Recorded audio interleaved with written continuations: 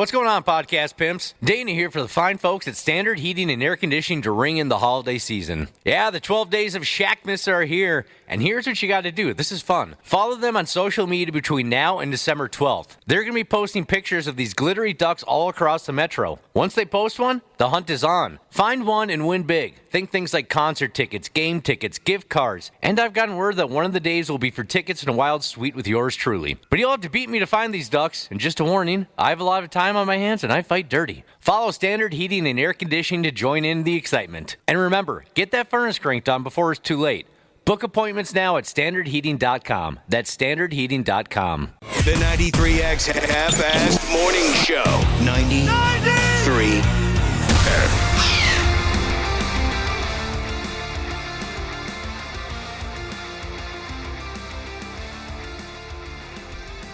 Here we go. Oh, man.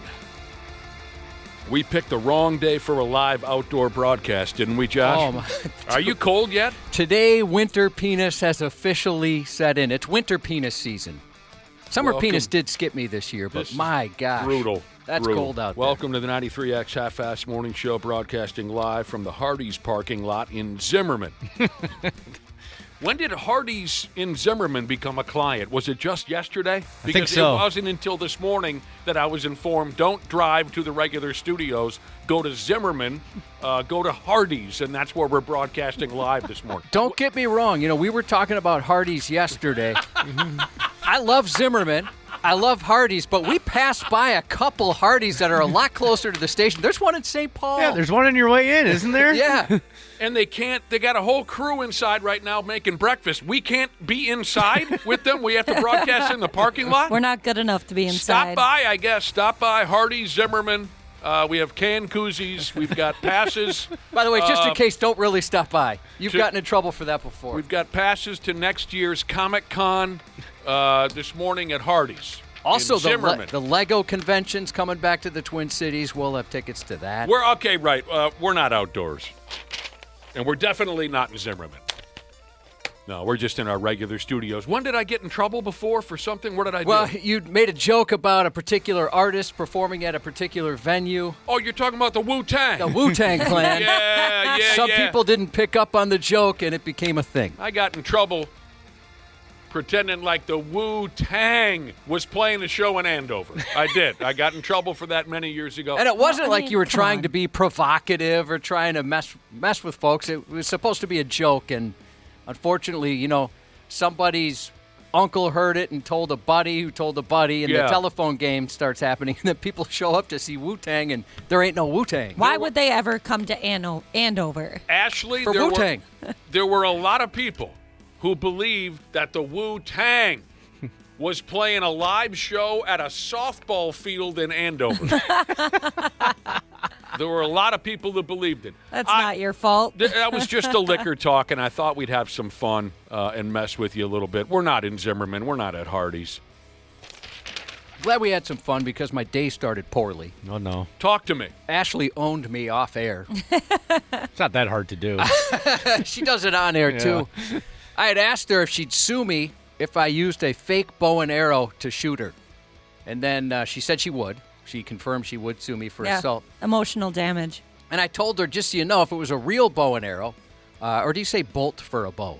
I'm not sure. Crossbow you do. You can get away with either in my book, Josh. Just trying to save a text. So I don't know what you say. I know crossbow you say bolt. I'm not sure about bow and arrow. I said, you know, if it was a real one, I'd miss. It might just dribble out like a disappointing orgasm. But she told, then what did you say to me? You would miss with the imaginary one, too. That's not cool. Even in my imagination, I couldn't hit you with my imaginary bow and arrow? No, there's no way. I'm going to shoot you with this thing any second. What about a crossbow? I'm calling my lawyer. Going to get you with an imaginary crossbow? That would be a little bit easier, but no, I still think you'd sail it. Probably. Has anyone here ever fired a crossbow? No. Yes. Is it pretty fun like it seems it would be? It is. It is as much fun as you could imagine. Is it hard to load that sucker? Yes. Is it? I have never fired a crossbow. We had But I have had problems with my elbow over the years. Oh, yeah, I know you have. Yeah. People are saying, thank you, it is bow and arrow. Okay, we took an archery class when we were kids at the local park. Sure. And it was a blast. I mean, it was tough to pull that thing back, even as an adult, I'd probably have trouble. But that was fun. I mean, I couldn't believe my parents signed us up for that thing. We never did anything, and that was awesome. I remember when we had a week's worth of archery in junior high gym class. Oh, you That's guys safe. did that? You did that in school? Yes, it was in school. Did you use like plastic ones or real? No, we had real. The real deal? Oh my God! It was ridiculous. Never been more clear we grew up in different eras. That would not have flown when I was in school. I was horrified on those days because I thought for sure one of my asshat, out of control classmates was gonna put an arrow right through my heart. I mean, just to joke around, you could see somebody doing something like that, not thinking through the consequences. It was stupid. It was irresponsible of the school to hand us weapons. Was it fun, though? At that age? No, it was boring. Oh, really? Totally I was boring. I mean, I'm trying to remember. This would have been like 4th or 5th grade, and I thought it was awesome. Porno Jesus just took the day off of work. He heard something about going to Hardee's and Zimmerman for Comic-Con tickets. No. Don't call in. It was a joke. You should go to Hardee's and Zimmerman for sure, just on your Absolutely. own time. But we're not there right now as much as we wish we were. Don't go there for us. What Go beef, there for you. What beef you got with Zimmerman is a text I just. what makes you think we got a problem with Zimmerman? Was that a beef joke because of Hardee's? No. He thinks that maybe Yeah, I love Zimmerman. just because we said it out loud a few times, one listener assumes we have a problem with the town. No, not at all. I have a bunch of family that lives there. It's a You good don't- town. Yeah, sure, it's a wonderful. And Ashley, don't be so quick to assume that it's totally ridiculous to think that the Wu-Tang Clan would play in Andover. Got a message earlier. I think I remember this, Josh. Afro Man played a show in East Methil. Did he really? Yes, according to I remember that. Afro, it's the because I got high guy. Yeah, Afro Man, huh? yeah. He and I were in the same archery class in junior high. Get out of town. Yeah, I think I remember that. Maybe someone's effing with me here, but I think I remember that Afro Man played it. Here's the deal. It's Thursday. Yeah, we're not broadcasting outdoors. That was the liquor talking. We just thought we'd have some fun. But I would like to dedicate, Josh and I would both like to dedicate today's program to all the jag-offs who are working out of doors this morning. Boy, I bet that sucks eggs. Oh, gosh. Absolutely. I bet that sucks the high, hard one. Whatever it is you're doing, we appreciate it. I mean, working outdoors on a day like today has to be miserable. Absolutely. You There know what you go. I'm looking for? Gloves, actual, not like choppers, but actual gloves that keep your hands warm. Like anytime, like shoveling over the weekend or whatever that snowstorm was. That was over the weekend, right? Yeah. I can't get my hands warm. Oh, go to after a while. Cabela's. I've looked for I've tried the electric gloves. I've tried any kind of glove you can imagine. The love glove. I put a love glove on, and that didn't work either. What about popping those little hand warmers in there? Yeah, but that just keeps my palms warm. I'm talking Yeah. about Oh, my yeah. tingers. Oh, I I've see. always had an issue with that. You're talking about your... Tingers, yes, my fingers. The only gloves I've ever found that work decently is if I just use like the gloves that I wear hunting. So, like I said, maybe go to Cabela's, check them out. All right, I'll never have a problem going to Cabela's. Exactly. Do you think I could get $500 later. Oh, yeah, no kidding. That's one of those places, right? Yep. Like all of a sudden, I'm like, oh gosh, I don't even hunt. Why do I have all the coolest hunting gear? That place in Menards. I can't go to Menards. I'm not allowed to. I go crazy. We're gonna make a stop. I think tomorrow. I enjoy myself over there. Josh? Hey, somebody's mad at me because I'm ripping I'm not ripping on choppers. Why is everyone so sensitive? Yeah. No, I was just saying I'd prefer gloves for what I'm doing. I love choppers. It's a cool look. Yeah, no offense to choppers. Trust me. Someone said to put latex gloves under your warm gloves. and There's all that'll kinds work. of tricks. You can wrap your hands in those latex gloves. I've never heard that. trick. Yeah, You can weird. throw a layer of Vaseline on your hands, Josh. It's like a second layer of skin. Here's the thing. There really is no surefire way to keep... Surefire way is how a guy would say it. To keep your fingers warm when you're doing anything out of doors. The key is to do whatever you got to do as quickly as possible. Yeah, I try. So when you get out there to shovel the walk, just go as quickly as possible. Doesn't have to be pristine. Just try I to kind of like to make it pristine. I Yeah. And I I like get to it. make like the edges of the driveway perfect and stuff. It's ridiculous. Oh, well, that's your problem. yeah. Well, that's part of it. Yeah, I mean, That's definitely part of it. sweep to the right, sweep to the left, I'm good. That's how I shovel. I get out of there as quickly as possible. Let's check in with Captain Christmas over there, Josh, real quick. I wanted to ask you about some Christmas stuff. How do you feel about that? Sure. You're a guy who loves Christmas. You love the music. You love the holiday I do. vibe. Decorations, everything. Decorations, How absolutely. cheery most people are. Most Are people, you- yes. Most people are cheery. I haven't noticed. Are you as, what's the word I'm looking for? Elaborate when it comes to decorating for Christmas as you are for Halloween? No, not quite as much. I Because mean, it's too friggin' Shame. because your fingers get cold. we have, we have probably too many Christmas trees. And we have 3 Christmas trees, and I kind of want to get one more. So that might be a little silly. Nice. You got one for like your living room and then upstairs bedroom. Yeah, exactly. Who are you, Cool. Mick Foley or something? Does he have a lot of Christmas trees? He has an entire room in his home dedicated to Christmas. Oh, does he really? Yeah, he's- 365 days a I'm year. so jealous. That's of that. hilarious. He's obsessed with Christmas. You have multiple 3 or 4 Christmas. How do I put this to you? Apparently, there are some holiday trends that are slowly dying. But I bet you might be the guy that's bucking this trend. Like they say, sending Christmas cards, that gimmick is dying. Do you still send Christmas cards? You know what? I never have. Oh, you never have? No. I'm surprised to hear that. Yeah, I don't think I've ever sent. I'm trying to think if I actually. Yeah, I've never done like the family. Hey, this year, Alex got an inch taller. Well, you know. that's separate here. Yeah, it costs more to have that little insert. By the way, yeah, we mentioned Impaler. They sent us a very nice Christmas card as they do every year. Thank you to them, and thank you to Electrician Jesus who sent us a card. He sent me a photo of basically like Santa's workshop at his house. He sends out more than 400 Christmas cards. Oh, wow. And I would too if I had a family that looked like his. I mean, they're all models Yeah. essentially. But he I said don't know enough people to do that. he must save up the entire year to pay for postage and Christmas cards and stuff like I that. sent out 20 this year. I was very, very excited. Oh, yeah, you sent out Christmas cards. Well, Yeah. when we got your card, I brought it home to the wife, and she took a look, and she said, well, she was very happy to receive it, number one. And she said, yeah, almost every couple, when they get a new baby, then they're suddenly interested in Christmas cards. Yeah, you Well, know? my husband wouldn't In let the family me. Christmas card specifically is what I mean. He refused because I wanted to do Christmas cards last year, just like send it out of pictures of our pets because that's fun. And he said that I was not allowed to send out Christmas cards until we had a baby. So There you go. All right, so apparently that trend is dying. As you heard Josh say a minute ago, not at Electrician Jesus' house. He No, sends no out way. 400 a year. You've never done it. Now, separately in this report, they mention the long self-serving family letter.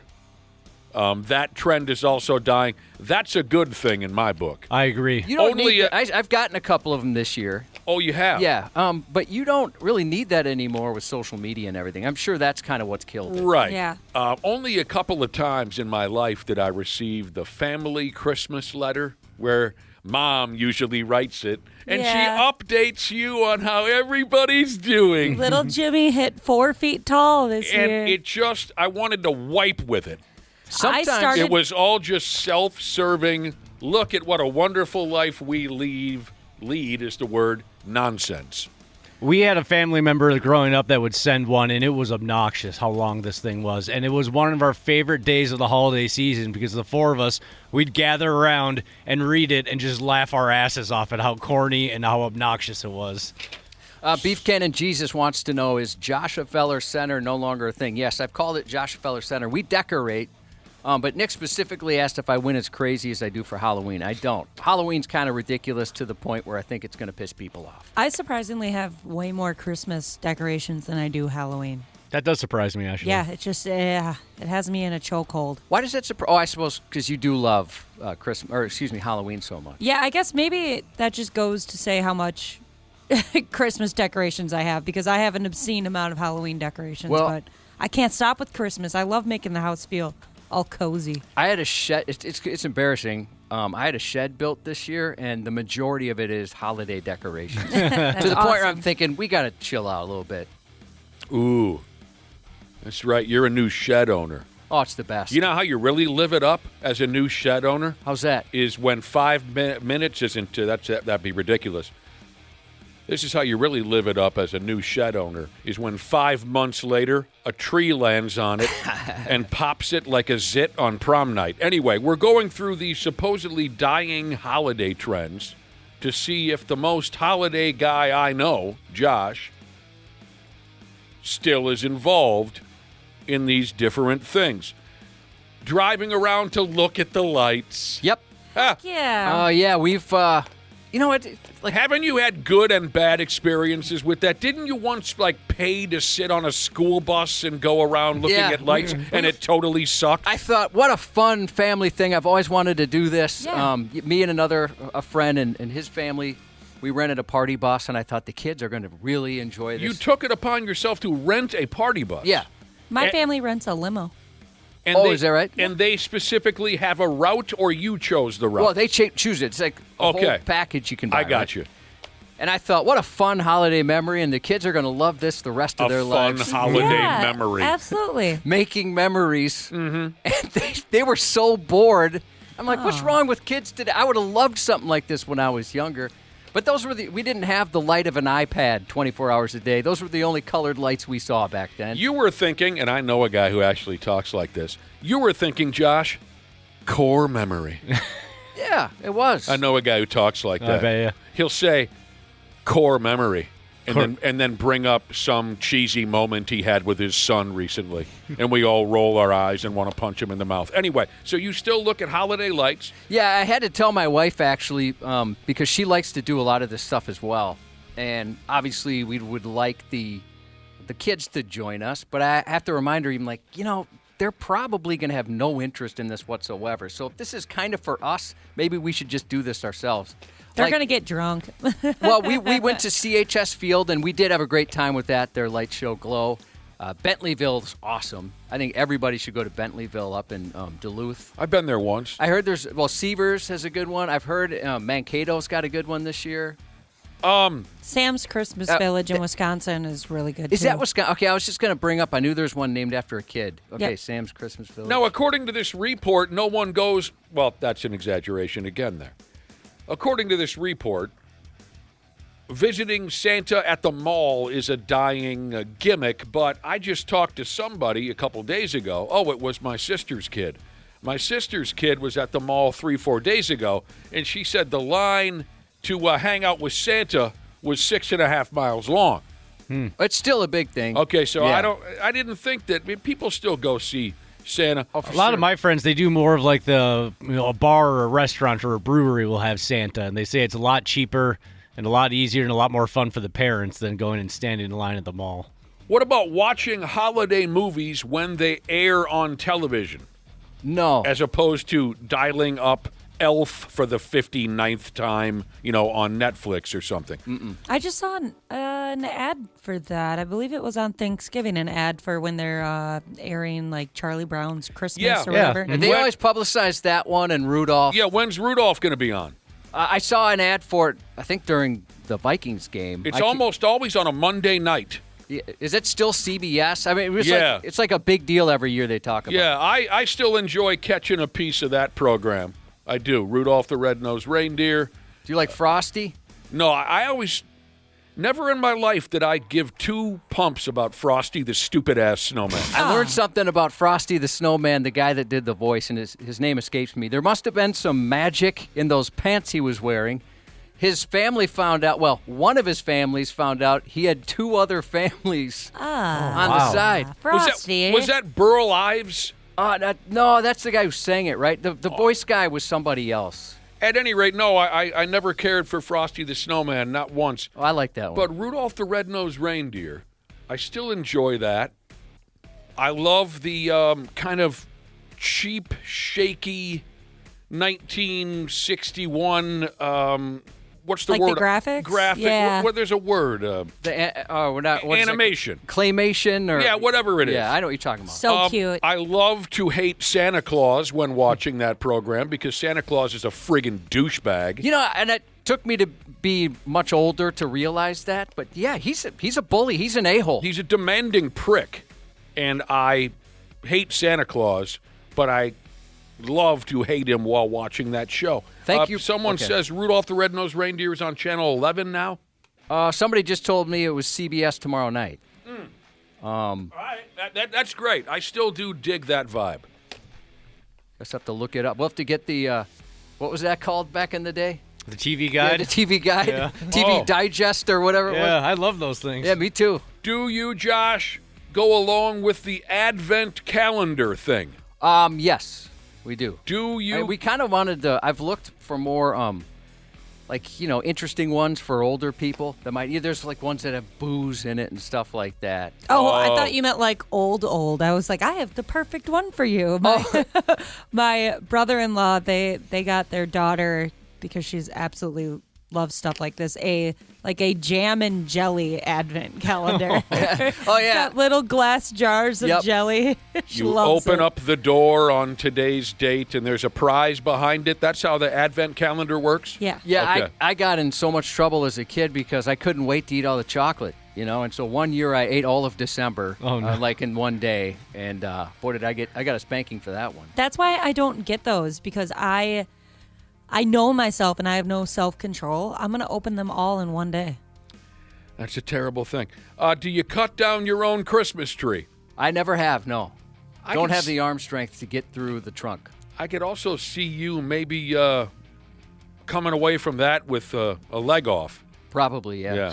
Yeah. We're going to start doing that. Not this year, because the baby's so young that he won't give a crap, but next year we're going to start cutting it down. For folks that do, I mean, it seems like wonderful on TV, commercials, cards. The family gets out there, they pick the perfect one. Mom and dad take it down, tie it to the top of the car. Is it worth the effort? I wonder if it's one of those things where after you do it, you think, this was really not cool. I could have went to a Boy Scout lot. Probably not worth the effort. I bet you most adults would say no. Where the hell do you go to just randomly cut There's down? a lot of places. Oh, is there a lot of really? Yeah, I mean, I looked it up once, and there was a decent amount of options. I think You show up with everybody- your own axe or chainsaw and cut down. No, they got one they there have for that you. stuff for you. They have the instruments for you. Yep. I think everybody Sign a has a waiver. good time except for Dad. Because everyone 'Cause else he's just the one- kind of yeah. stands around and then drinks hot chocolate. Yeah. I could see screwing it up where I knock over the tree and then it takes down the rest of them like dominoes. They never let me back. Do you get involved in the Secret Santa gimmick? Only if it's like we used to do that here at work. Do you remember that? Like No. very early on, No, I do not. there was a Secret Santa. We Do do we- it every year. Do you buy gifts for extended family members?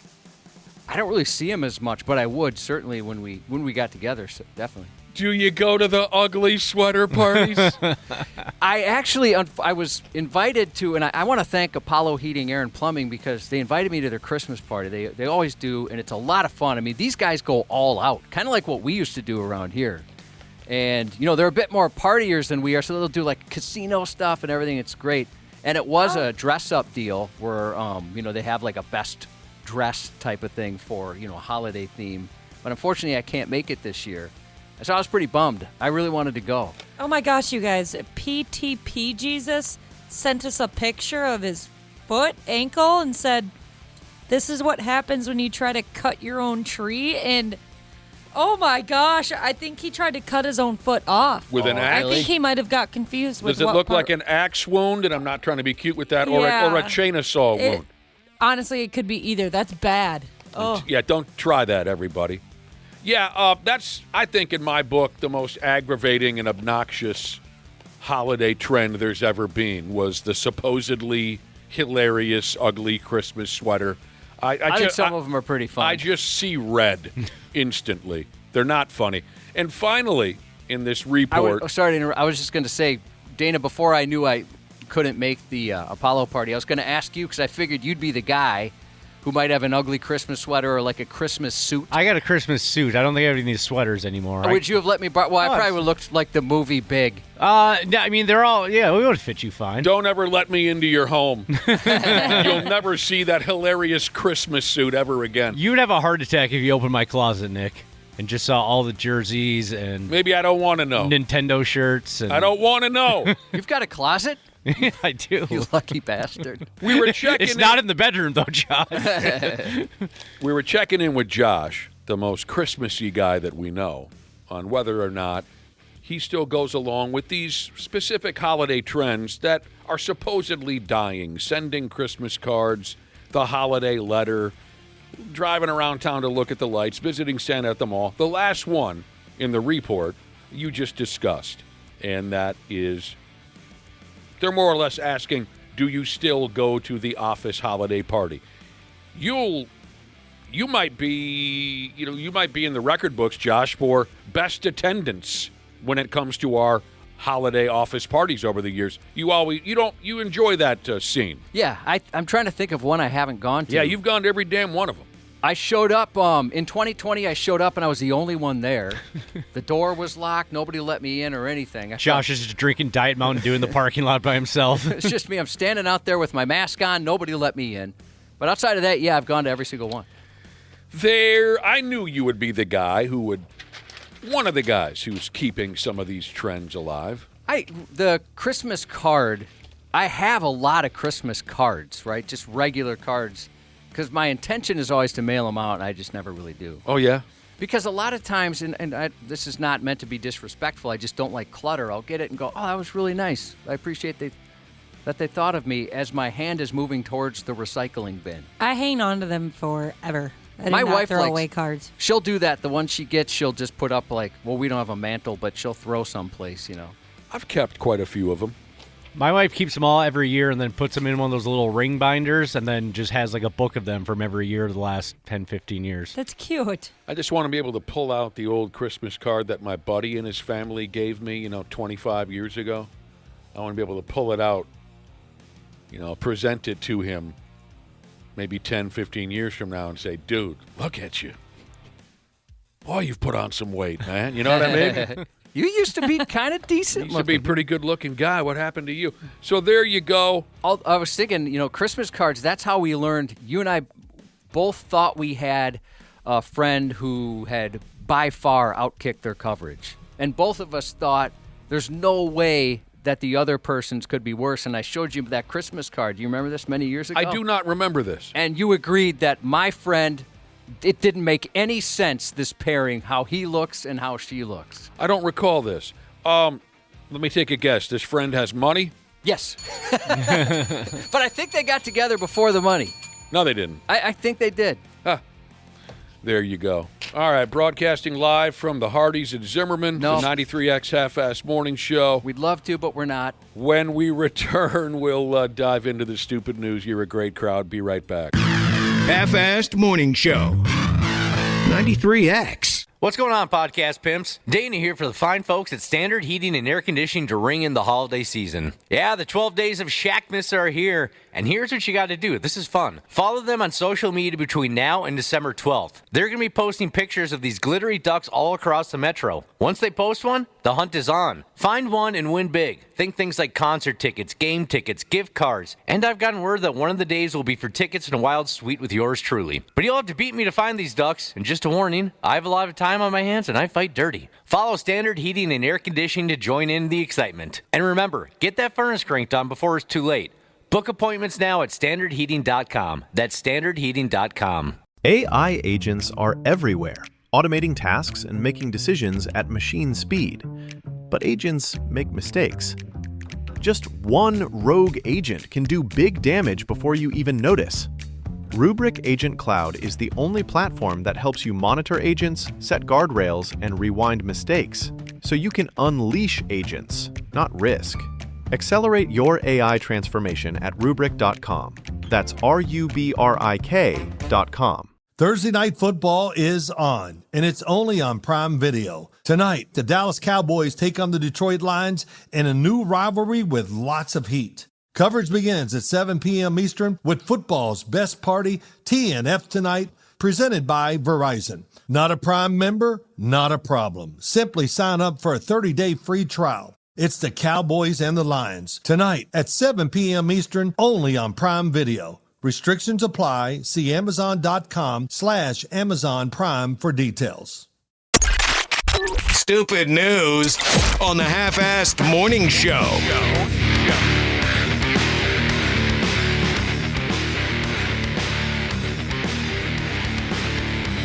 Jeez. All right, we're back. About ready to cut loose with the stupid news. First, I wanted to roll through a couple of text messages that have come our way. 651-989-9393, the Luther Bloomington Kia text line, we call it. You can reach us damn near any time. We were talking about, Christmas traditions, Christmas trends that might be falling by the wayside in the last few years. One of them being writing the obnoxious, self-serving family Christmas letter and sending it out to everyone you know so you can brag about what a gorgeous life that you and your family lead. Got a text message from a listener who says, my nut job sister would always write a Christmas letter to send out to everybody. And each year, she would write it in the perspective of one of her pets. I've heard about that. I love that. I love that. I want to be crazy like that. Come on. I was going to mention that earlier, but I forgot. Yes, some people write in the perspective of their pet, or they'll kind of talk about their pet's life over the past year. Oh, gosh. Could you imagine what mine would say? Like, my dog ate her foot this year. She cost me $3,000 in vet bills. Here's my Venmo. Merry Christmas, everybody. It's me, Maggie, the Springer Spaniel. I want somebody in my life that does that. I would get such a kick out of Let that. me tell you about what my mommy and daddy have been up to this year. Are you kidding me? You throw that in the garbage. They shut me out of the bedroom quite a bit. Do you do that? Oh, I don't even want to know. Sorry. I retract that statement. Strike from the record. Don't want to know. 1 out of 3 has to stay in there. The crippled one has to be there. The only talking pet that I want to hear about is that cat who talks about his poopies and his peepees. That cat is so good. That has changed my life. That particular ad? Yes, I say that way too much That at is, home. he is the best voiceover artist on the planet, whoever that is. He delivered that perfectly. It is cold this morning. Cold weather has set in. Josh, one of our listeners, sent in a text and said, this is dig through 5 inches of Carhartt to find 2 inches of pecker weather. That's true. 5 inches of Carhartt, 2 inches of pecker, he says. Medical Device Jesus said he has a friend who maintains his dog's Facebook page, and it's hilarious. Oh, that's very common these days, especially on Instagram. Oh, is it really? Mm-hmm. Does he post articles about how he hates squirrels and the mailman, like Medical Device Jesus? He hates squirrels and the mailman, you guys. That's fun. I told you the story, speaking of the cold weather, the story about the old Alleries. Boy, we used to go drink our nuts off at the old Alleries in St. Paul and then somehow find our way home safely in the West Metro, which is the best metro. This was a number of years ago when I made the mistake of going to that silly let's watch a bunch of Swedes fall down a hill while wearing ice skates Crashed event. ice. Oh, yeah. Oh, what a joke that crap was. So cold. We went to, well, I don't care if it was 80 degrees. That stuff was one of the worst sporting events I've ever. Anyway, but it was cold as balls that night. And we walked from wherever they hosted the Swedes falling down a hill while wearing ice skates event, wherever they hosted that. We walked our way back to Allery's, and it was cold. And there was more than a few dudes looking to use the pisser once we got into Allery's, right? Line out the door. And when I got myself maybe 2-3 dudes shy of having a chance to actually use the toilet, there was a guy who was right there pressed up against the urinal. He's wearing about 6 inches of snowsuit, jacket, Carhartt, right? Yeah. He was digging and digging and digging into the crotch of his snow pants, and he finally had to say it out loud. He had to, because he was taking so long, and the crowd's like, come on, brother. The dude finally said out loud something along the lines of, gentlemen, I apologize, but I literally cannot find my penis in here. I know it's in here somewhere. I left the house with Yes. it. I've had that same conversation with my penis. Like, come on, man, just for a second. Get out here just for a second. The dude even got kind of bow-legged, you know. He kind of even squatted down. He's like looking down, like, this son of a bitch is it. I know it's there because I have to urinate. There's got to be something. All right. On to the stupid news. We're going to fire this pig up by talking about the IRS. The Internal Revenue Service, I believe, is their full God-given name. They almost killed Josh a number of years ago.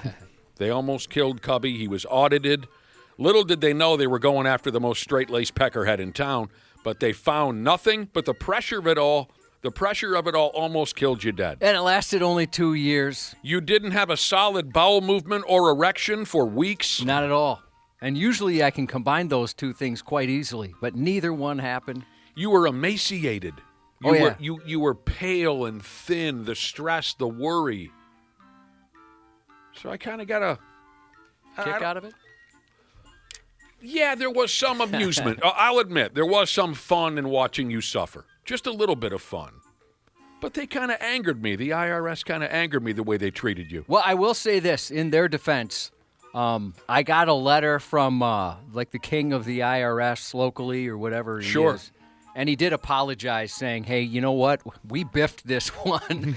Really? Sorry about that. You got an apology. I did, yes. Well, then I'm not so mad anymore. Did they slide in like a Arby's gift card or anything in the envelope? No, but they charged me $300 in postage for him sending that to me. Did you forgive them after reading the letter? Yeah, I mean, I knew like some of this stuff wasn't their fault. I mean, yeah. I told this before. So basically, my tax lady had told me this was a random audit, right? They just picked some schlub, and I happened to be the plebe of the day.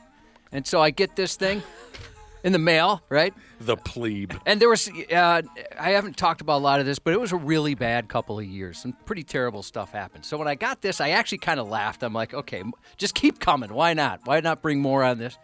And so I get the audit. I call the tax lady. She kind of tells me, don't worry about it. We'll get this taken care of. You're completely fine. The first guy got fired. He messed up some stuff up or whatever it was, and he was really aggressive. You know, it was his first one, so he's really trying to nail somebody. The first guy who was the first person that was communicating with you. Yeah, well, I never talked to anybody until the king emailed or sent me a letter. He ends up getting canned after 6 months. Somebody else does it. It's going on for a while. Well, she goes on maternity leave. Oh. So then they got to start again. And eventually I just basically mailed in a white flag. I said, I give up. Charge me whatever you want. Yeah. I can't do this anymore. I'll do the prison time. Whatever. And in that process, my hard drive failed, which had my information on it, which of course made me look completely guilty. Sure. Like, oh, is that right? There's a company in town. I called them. I'm like, can you please fix my hard drive? And the guy said, no problem. But if I crack it open, that's $600 right there, and I can't guarantee I'm going to find any info. So with the IRS, they're like, it's going to cost you less just to be fined what do they call it? A bad record-keeping fee. Huh. So, yeah. That's how it ended. You paid a bad record-keeping fee. So if I could just recommend it, Yeah. don't get audited. Do your best not to get audited. The IRS. And the best way to do that is just don't pay your taxes. Mm-hmm. That's what I've... Yeah. Worked for Wesley Snipes. Yeah. Not for long. He had a good run there for a while. The IRS. Word is they got a new gig they're going to go ahead with. Says here, IRS agents are now being paid to watch porn at work. Well, isn't that just my luck? Here comes this deal, and I am not an IRS agent. I'm not even close to an IRS agent. Agents are now going to be paid to watch porn at work. Here's what they're doing over there. The IRS is auditing people's OnlyFans accounts to make sure they're compliant. So some agents will be paid to watch porn. This is all because of something called the new no tax on tips law that Congress apparently passed this summer. There's something in there that says you still have to pay taxes on tips earned from, quote, pornographic activity, if you follow that. I don't know if I even understand what I'm saying, but I have a little understanding or knowledge of it because my daughter, she does hair, and so oh, she for worked. God's sake. I thought you had some big news there. Oh, about the other thing? No. I thought you were going to say my daughter now does pornography. No, that's disgusting. Well, but that's. Can you understand why I thought you were headed in that direction? Well, you mentioned tips, and I was talking about tips, so she's paid on tips. Did anyone else think he was going to say his daughter was now involved in pornography? I knew he was talking about the hair stuff. So she's, you know what? Stepdaughter. If it was... Shame on you. Shame What? on you for thinking such a thing.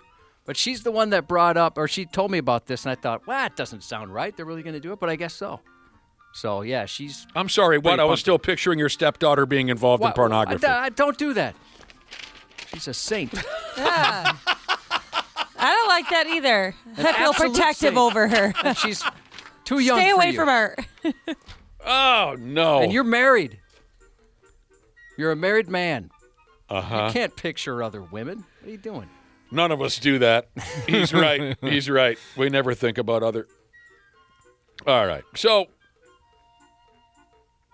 the story mentions here that not everything on OnlyFans is porn.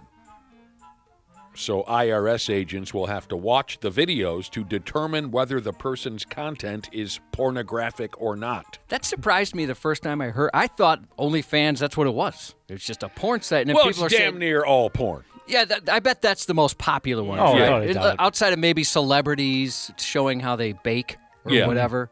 But, I mean, is it like YouTube where somebody can say, this is how you fix a lawnmower engine? Or I I'm not suppose. sure. I never used I've it. never been to OnlyFans, not once. what percentage of people, they're having all these year-end, what would you call them, rankings and things like that, showing what you looked at over the year. What percentage of people go to OnlyFans and don't do any porn stuff? Oh, And some of them combine it, right? Look, hey, I'm baking a flambe, and then they're completely nude. Oh yeah, I could see that happening for sure. Dangerous. There's still no true definition of what porn is. I don't know if you're aware of that or not, but it says here there is still no true definition as to what porn is. So these IRS agents might have to use the old standard of, I know it when I see it. Interesting gig. It's just, okay, I got a boner. That's porn. Yeah. No boner, not porn. Imagine getting this gig. Honey, I got a promotion at work. Oh yeah? What are you going to be doing? Watching OnlyFans chicks all day. Well, that's better. You hear about cops that have to look at some Oh, terrible yeah. stuff. Yeah. I mean, I can't even imagine having that job. This one sounds much better. On the topic of porno movies, I have a couple of questions. I've wondered once or twice about porn editors, dudes or gals, who sit down and edit a professionally filmed porno movie. Does it even have an effect on them after a while? I doubt it. Probably not. I'd imagine you become immune to it, whatever the word would be, numb to it. Numb. I know the word you're talking about. Kind of like how, you'd mentioned Playboy just no longer worked for you after a while. Right. Probably the same thing. Like Playboy, I remember as a kid it was like the J.C. Penney catalog and National Geographic that would get you going. And I'd imagine that's not going to move the needle for anybody. I have another porn-related question. I don't expect any of you to know the answer, but if you do, obviously, I'd love to hear it. Maybe I'm throwing this more towards our listeners. Who are the people who sit down and edit porn compilation videos for, say, Pornhub? Like the Stepsister compilation. It'll be anywhere between 20 minutes to 2 hours long. Oh, are you just I talking about always some figured guy? it was amateurs. Pardon me? I always figured it was like some random person. That's what I figured too. Is it someone who Pornhub is paying to edit those compilations, or is it just some amateur who sits down and watches hundreds of hours of porn movies so the rest of us can watch a slickly edited video of Sasha Grey's most uncomfortable looking BJs? That's a you know really what I good mean? question because, yeah, I have always just assumed it's somebody like you or me Yeah. doing those. But I guess, You know the videos I'm talking about? yeah, but I guess maybe like it's the like how they have all those videos, but it's like one company will own certain actresses like videos and all that kind of stuff. So maybe it's like those companies have a guy that does it. I'm certainly hopeful it's a professional, and there's not just some dude sitting around for months watching and watching and watching and then highlighting, okay, that's a good one. Dana, do you know anything about this? Yeah, I do. I don't know who does it, though, but I always assumed it was just some guy, some super fan, That's what I'm with you guys. I think it was like some Sasha Grey super fan that, like, put together a highlight reel of his favorite scenes. Josh, now here's something, and I'm sure Josh knows nothing of what we're discussing. He doesn't watch porno movies. Josh, did you know that and I wonder who does this now. Who edits the porn music videos? There's porn music videos? You didn't know that. No, I'm not surprised that like you didn't. real bands? Yes. Shut up. Yes, and at every high mark of the song, there'll be an explosive money shot. You know what I mean? Is that true? Like, so are they just like gimmick bands? Or are these? No. I'm talking music video. So a legit song, song. Oh, and they just put porn over it. Yeah. Yes. Oh, okay. So it'll be funny. like, Huey Lewis in the news. Do you believe in love? Splash. Do you believe it's true? Splash. Do you believe? Splash, splash, splash, splash. Because I'm making you believe it's true. That's awesome. Yeah, that's different what I was picturing. That's good. By the way, the word we were looking for, thank you, brother and sisterhood, is desensitized. Oh, yeah. When your D is no longer sensitized to what you're watching. That would suck. Being desensitized to porn? I mean, because I imagine sex can't be that exciting then. Well, I retract the beginning of the question I was going to ask you. Nick, what do you have to move on? Do you have to progress now? I mean, you mentioned you progressed from Playboy onto different types of porn.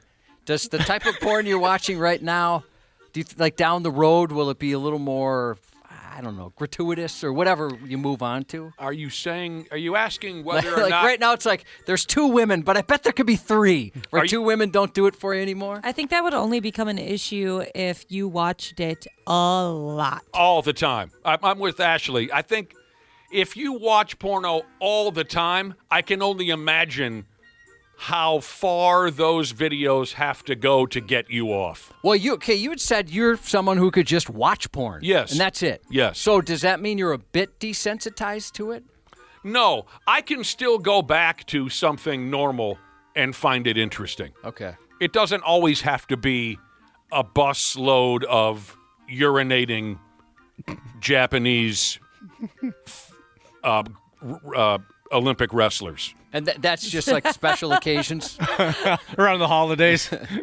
Arbor Day. So to answer your question, it can still be simple, and I'll find it interesting. It doesn't have to be extreme. Because I'm not. Pardon me? Extreme. I'd Terrible like to see one of their rock band. Well, no, Nuno Betancourt's one of the best of all time. They had a couple good songs. Only, like Ashley said, I think if you're just some zombie who's masturbating all day long, only in that situation do I think you're so desensitized that there has to be something outrageous in front of you. And if that's the case, maybe take a little bit of a break. Take a break. Mm-hmm. That's when you know. You're going to hurt yourself. You need to take a break. Yeah, Ashley, you're right. I bet if you can't get it going with porn and you enjoy that with a real person, it's probably pretty difficult. Yeah, I've heard people complain about that before, like guys having porn brain. So like they can't perform with a regular girl because they're like, why aren't you doing all these like crazy different things? Where the hell's your mom? Yeah. We've been here for 20 minutes. Your mom hasn't walked in yet to masturbate while watching us. Can we go down to the laundry room and try it there? You got to catch some of those porno music videos, Josh. That does sound pretty funny. For those about to rock. Splash! That's how it goes. Did they ever have like 2 cannons going from either side of the screen? Yeah, there's clever editing. There's split screens. Do they have one with like bloopers? Oh, God, you've never seen porn bloopers? No, but you told me about it. Oh, they're fantastic. But aren't some of them kind of gross? Yes. Be careful. Be careful if you ever sit down to watch porn bloopers.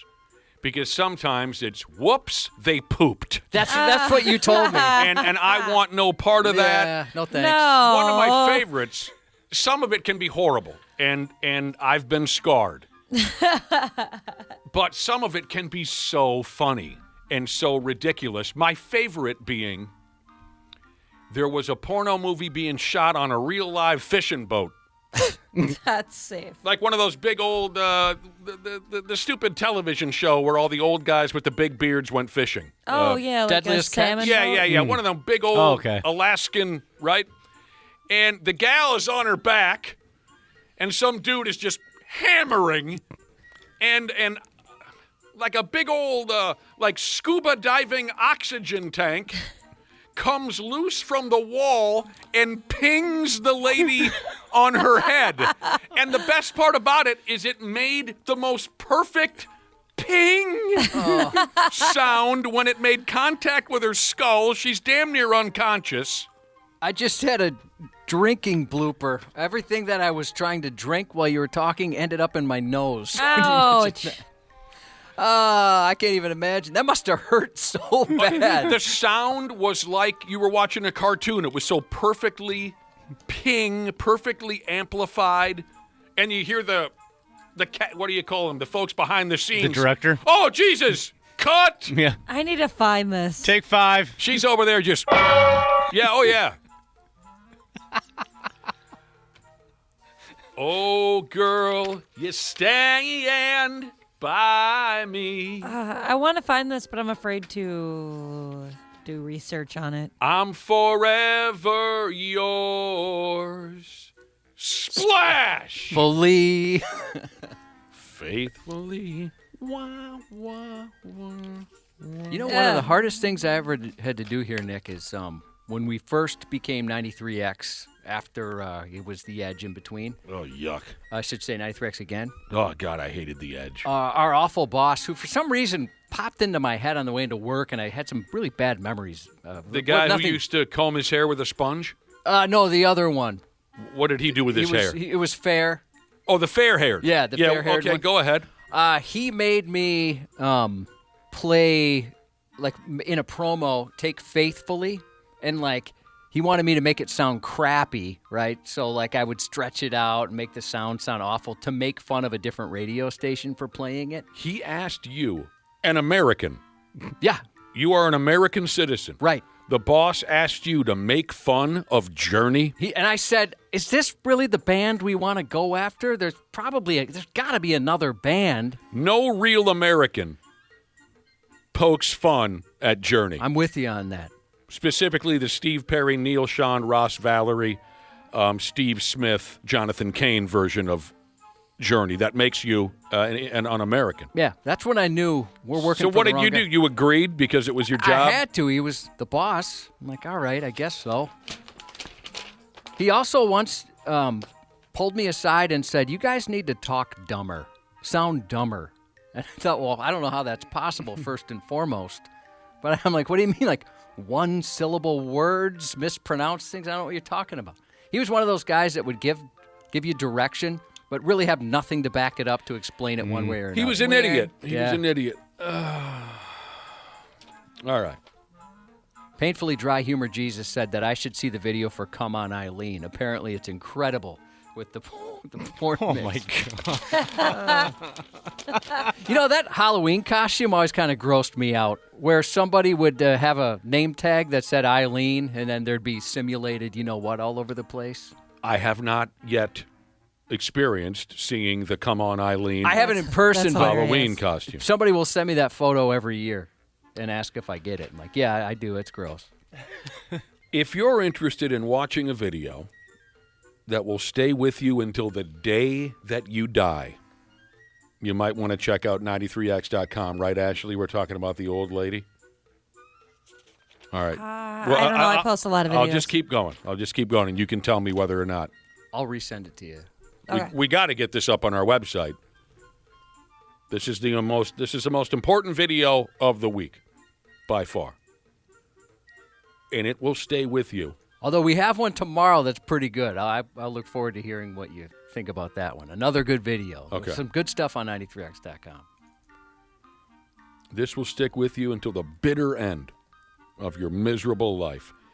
You will remember the video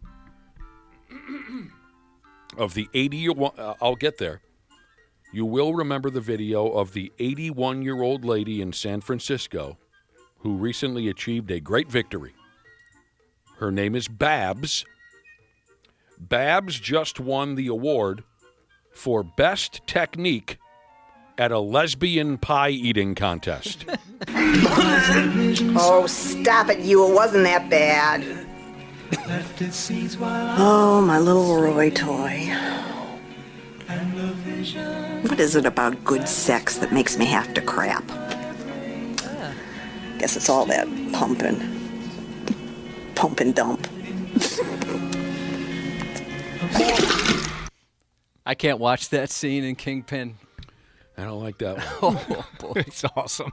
It was so good, but, man, that's gross. Again, 81 years old, this lady. Babs. Best Technique is the award she won at a lesbian pie eating contest. Experience matters, Babs said after her victory. She proved something that all you MILF and DILF lovers already know. There's no age limit to good oral. I hate this video so much. I'm going to throw up. I hate it. Really? When she dives in and goes for This it? is no, stop. Go home. Go have a tea in front of your TV and watch the news or something. No. She's an artist. Videos of Babs destroying a pie with her tongue at the pie eating contest are everywhere. Do we have it up? A muumuu? Yeah, it is. Yeah, she's wearing like a big old flowing gown. It is. Oh, so we have this on our website. Yeah. Okay, thank you. Yeah. In the video, you can watch folks cheer her on as she tongue punches the pie. Classic pie eating contest rules were in place, Cubby. Babs was seated in a chair, and she would bend at the waist as the pie sets on a table in front of her. She can't use her hands. She's filthy. She is. She's a horny lady. I had mixed emotions while watching Babs lick that pie.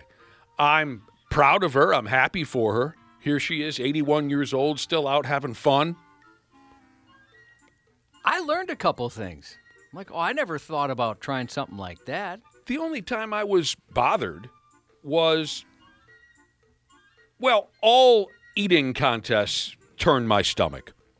One of my greatest pet peeves is messy eaters. So the video just in general troubles me. I can't watch the hot dog eating contest anymore. Eating contests make me more and more sick every time I see them. It's weird. There's certain things as you get older. Like for me, I can't go on rides anymore, which is terrible. Yeah. And I can't watch. And I used to love watching those contests. We used to collectively, the two of us, watch the Nathan's hot dog eating contest. Yeah. And we loved it. It felt like the most American thing I thought I could do on 4th of July. Now I can't stand it. Me neither. So that part of it troubled me. I think that might be more of it for me. Well, for me, just how grow. It's messy. Gross. It's messy. It's a pie eating contest. Yeah, I don't care about her tongue movements, but it's just there's probably so much spit in the pie now. And, I don't think anyone's going to finish the pie, actually. I know, but it's just the thought of it. I don't know. Did you freaks see me her out. talent? Somebody finished. I think she knows what she's doing. She does. When it was all said and done, Babs got on her feet after destroying this pie and put on a hell of a display for the crowd. The only thing I didn't like were her eyes when she was putting on that display. That kind of freaked me out. She was very intense. Yeah.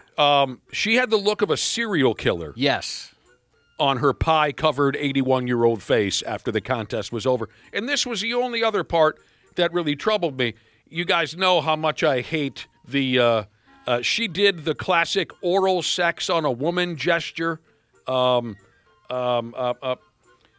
Sticking her tongue between her middle and index fingers. You know the move. Yeah. A little bit of that goes a long way for me. I've never liked that. I've never liked that move. I think it's kind of funny. It's funny when an 81-year-old does that, or 82-year-old, whatever we said she was. Babs wrote about her victory on social media. Again, she won the Best Technique Award at a lesbian pie eating contest. She wrote, I took my time savoring every morsel of crust hidden beneath those sweet hills and valleys.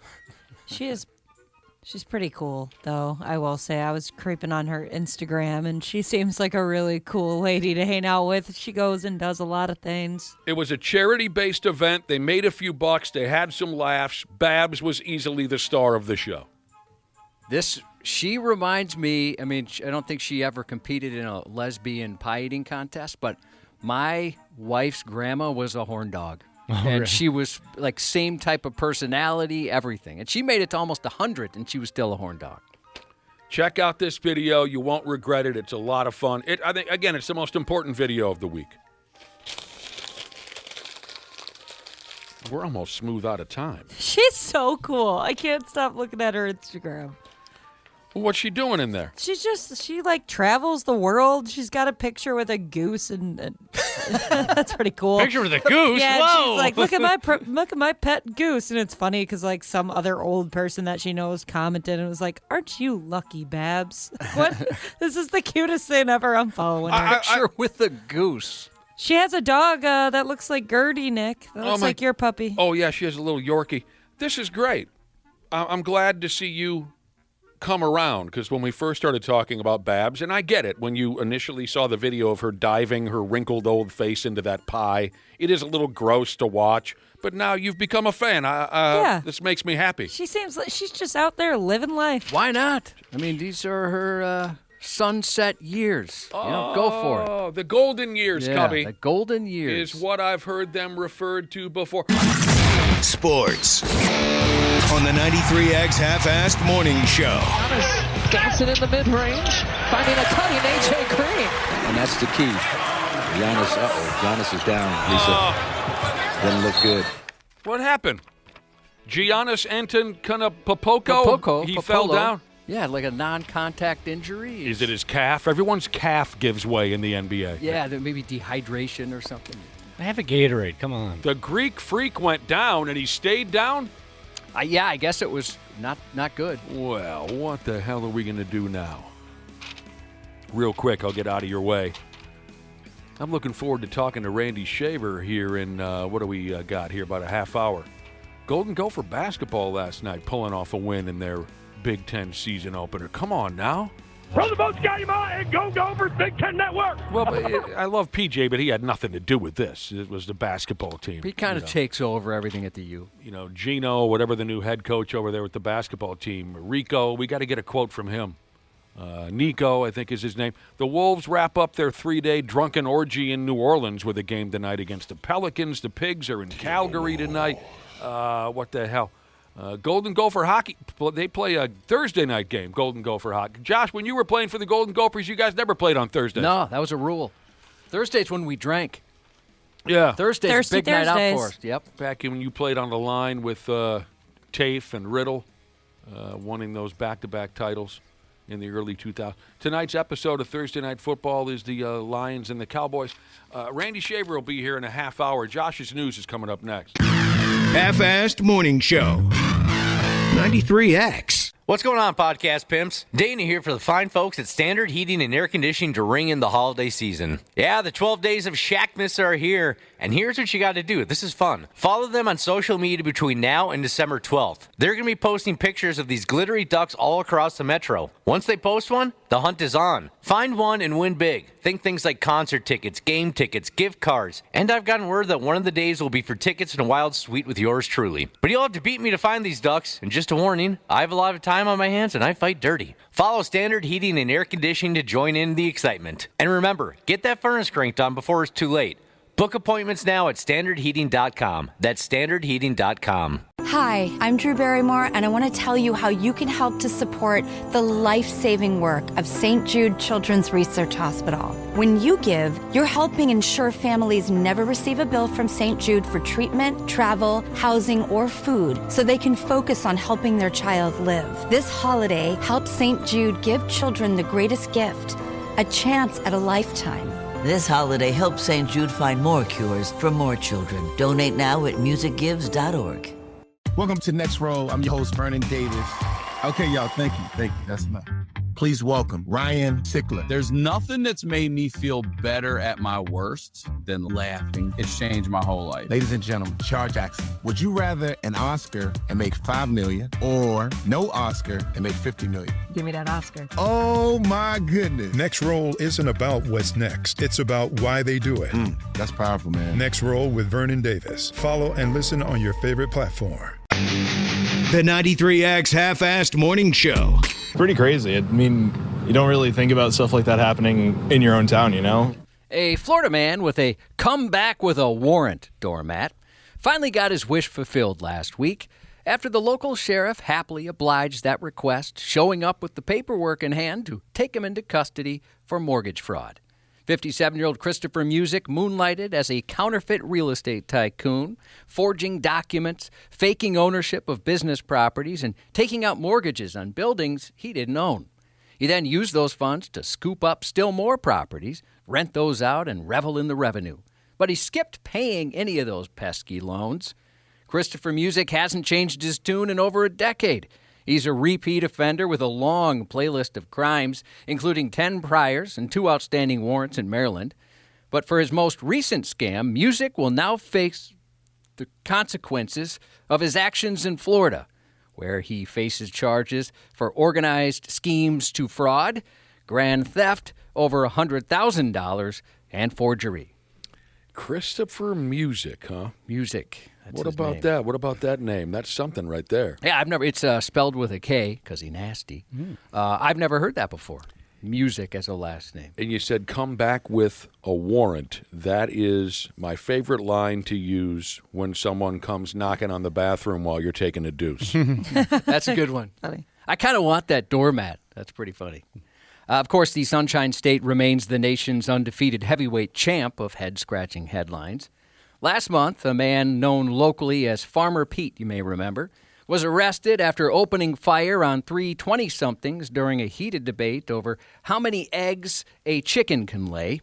And back in October, another repeat offender landed in cuffs on drug possession charges, only for authorities to discover he'd also stored a thermos in his rectum, which damn near killed him. Yeah, that guy's awesome. The anus thermos had to be surgically removed. Oh, it did, huh? Oh, yeah, I remember that. Remember that story? Yeah. They said he was minutes away from death. I can imagine. When they finally pulled that thermos out of his can. A mountain lion sighting in Duluth stirred up a bit of midday tension yesterday, prompting several schools to slip into what the district called secure status.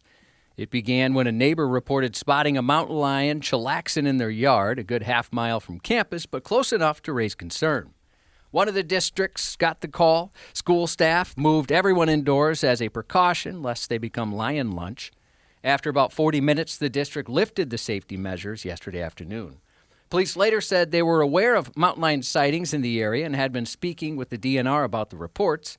As with any wild animal, we want to remind the community that you should exercise caution in their presence and never approach them, the department posted. The DNR noted the animal appeared to be wearing a collar, though not one of theirs. What, someone leave the door open at the zoo or something? Yeah, they're trying to figure that out. The mystery of where the big cat came from remains, but for now, the city is keeping an eye on the tree line. I'm not scared of a mountain lion, Josh. Are you? You scared of a mountain lion? Yeah, probably. Yeah, I think I would be scared of a mountain lion. Don't be so worried about it. I mean, they're cute and all. But yeah, I could probably. You find him to be kind of cute? Probably could kick my ass. What does a mountain lion weigh? It's a good question. And how many eggs can it lay? I know it's over 100 pounds, for sure. I'm going to go along with it. Yeah, I'm going to agree with that. 3 people. Sorry, that was so dumb. I was just thinking about back to the time I saw a cougar. And they asked me, was this a trail stop in Egan? Because there's cougars there every night. But I compared it to my English lab that I had at the time. That was about 100 pounds. So I know they're over that. So are lions and tigers. Dude, the dude ones go for 120 to 160. Females 75 to 110 pounds. The dude ones? Wait, the females weigh more? No, 75 to 110. Oh, I thought you said 175. No, guys are 120 to 160. I was gonna say, hey, go us. 3 people were arrested for engaging in sexual acts in a grocery store parking lot on a Sunday afternoon, of all things. Man. Police arrived around noon and found a trio of intoxicated folks involved in some amorous activities. A threesome at a Florida Winn-Dixie featuring one Chixie and two Dixies. The Devil's Three-Way included a 45-year-old woman named Sharon who faces accusations of unlawful exposure of sexual organs, disorderly intoxication, and resisting.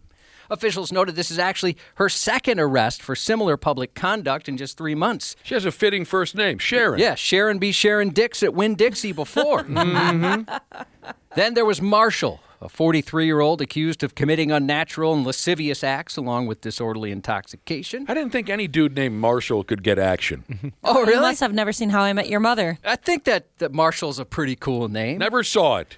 And the final carnal criminal at the grocery store, in this case, a 59-year-old horn dog named Michael, facing accusations of unlawful exposure of sexual organs and disorderly intoxication. Police weren't ready, that is, to let trigons be trigons in this love triangle. So the trio's disgusting mid-afternoon display earned each a trip to jail. Moving on from damnation to doctrine, here's a fleshy footnote in Catholic sex history. It was on this day in 1930 the Vatican approved the rhythm method of birth control for Roman Catholics. Did you guys learn about the rhythm method in school? No, what is that? Where a woman tracks her cycle, and then when she says, can't get pregnant during these times, that's the birth control. No, I actually never learned. I didn't learn about that until I was in my early 20s. Yeah, good job, education. I learned about it. I learned about it today. The rhythm method? I think I may have heard it said out loud once or twice. Well, Janet Jackson, didn't she do an album, or was that just a song, Rhythm Method? Josh, that was the Rhythm Nation. Oh, that's right. A decorated Canadian police sergeant, a man who collected medals and commendations over a 22-year career. He pled guilty last week to using a law enforcement database to pursue intimate relationships with roughly 30 women. Wow. So, looking up their criminal records like he's on a dating site. Yeah, and that's exactly what he did. His last name, by the way, Seaman Chuck. Oh, come on. That sucks. And he resides in Regina. 53-year-old Robert Seaman Chuck of the Regina Police Service in Saskatchewan. He apparently he accessed some protected information to find, contact, and cultivate relationships with women who had no idea they were chatting with a longtime officer. Court records list at least 24 women, yet someone familiar with the case suggested the number may be closer to 30, noting that Seaman Chuck had his fingers in nearly every Regina database. I can't do this. That's ridiculous. His method was so deceptively simple that no one saw Seaman Chuck's methods coming. Robert did not speak during his brief appearance in Regina Provincial Court Friday, and he did not answer questions from journalists as he left. Seaman Chuck would reach out under an alias, send a text claiming that he meant to message somebody else, and then he'd let that accidental opener drift into a friendly exchange, which eventually became constant messaging. He often used the names Jay Lewis or Steve Perkins, presenting himself as a contractor or a project manager, not a cop. Now, after an internal investigation that ran deep and stretched into years, Seaman Chuck pulled out of Regina law enforcement when police there made it clear his finish is Spermanent. From Regina Pretty slick method, though, wouldn't you say, Josh? Yeah, like, oh, gosh, sorry, wrong number, but since I got you here. And he has all their criminal background in front of him so he knows who he's dealing with? Mm-hmm. Well, it says here she got a couple of DWIs. I don't like that because I don't like to drive all the time. You know what I mean? Yeah. From Regina to Georgia, folks keep getting fired for getting way too horny on the clock. A Georgia police chief wrapped up his career with a retirement ribbon cutting of sorts, followed immediately by the clang of handcuffs.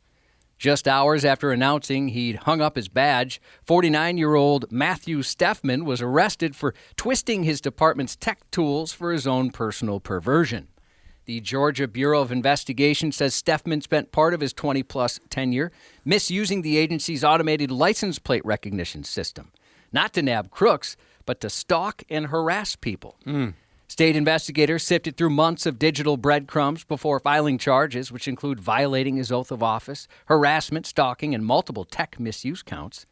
The investigation into his misconduct is still open, the Bureau said, and officials explained they aren't exactly sure how many victims may have been involved. One more here. Actually, you know what? Two more here.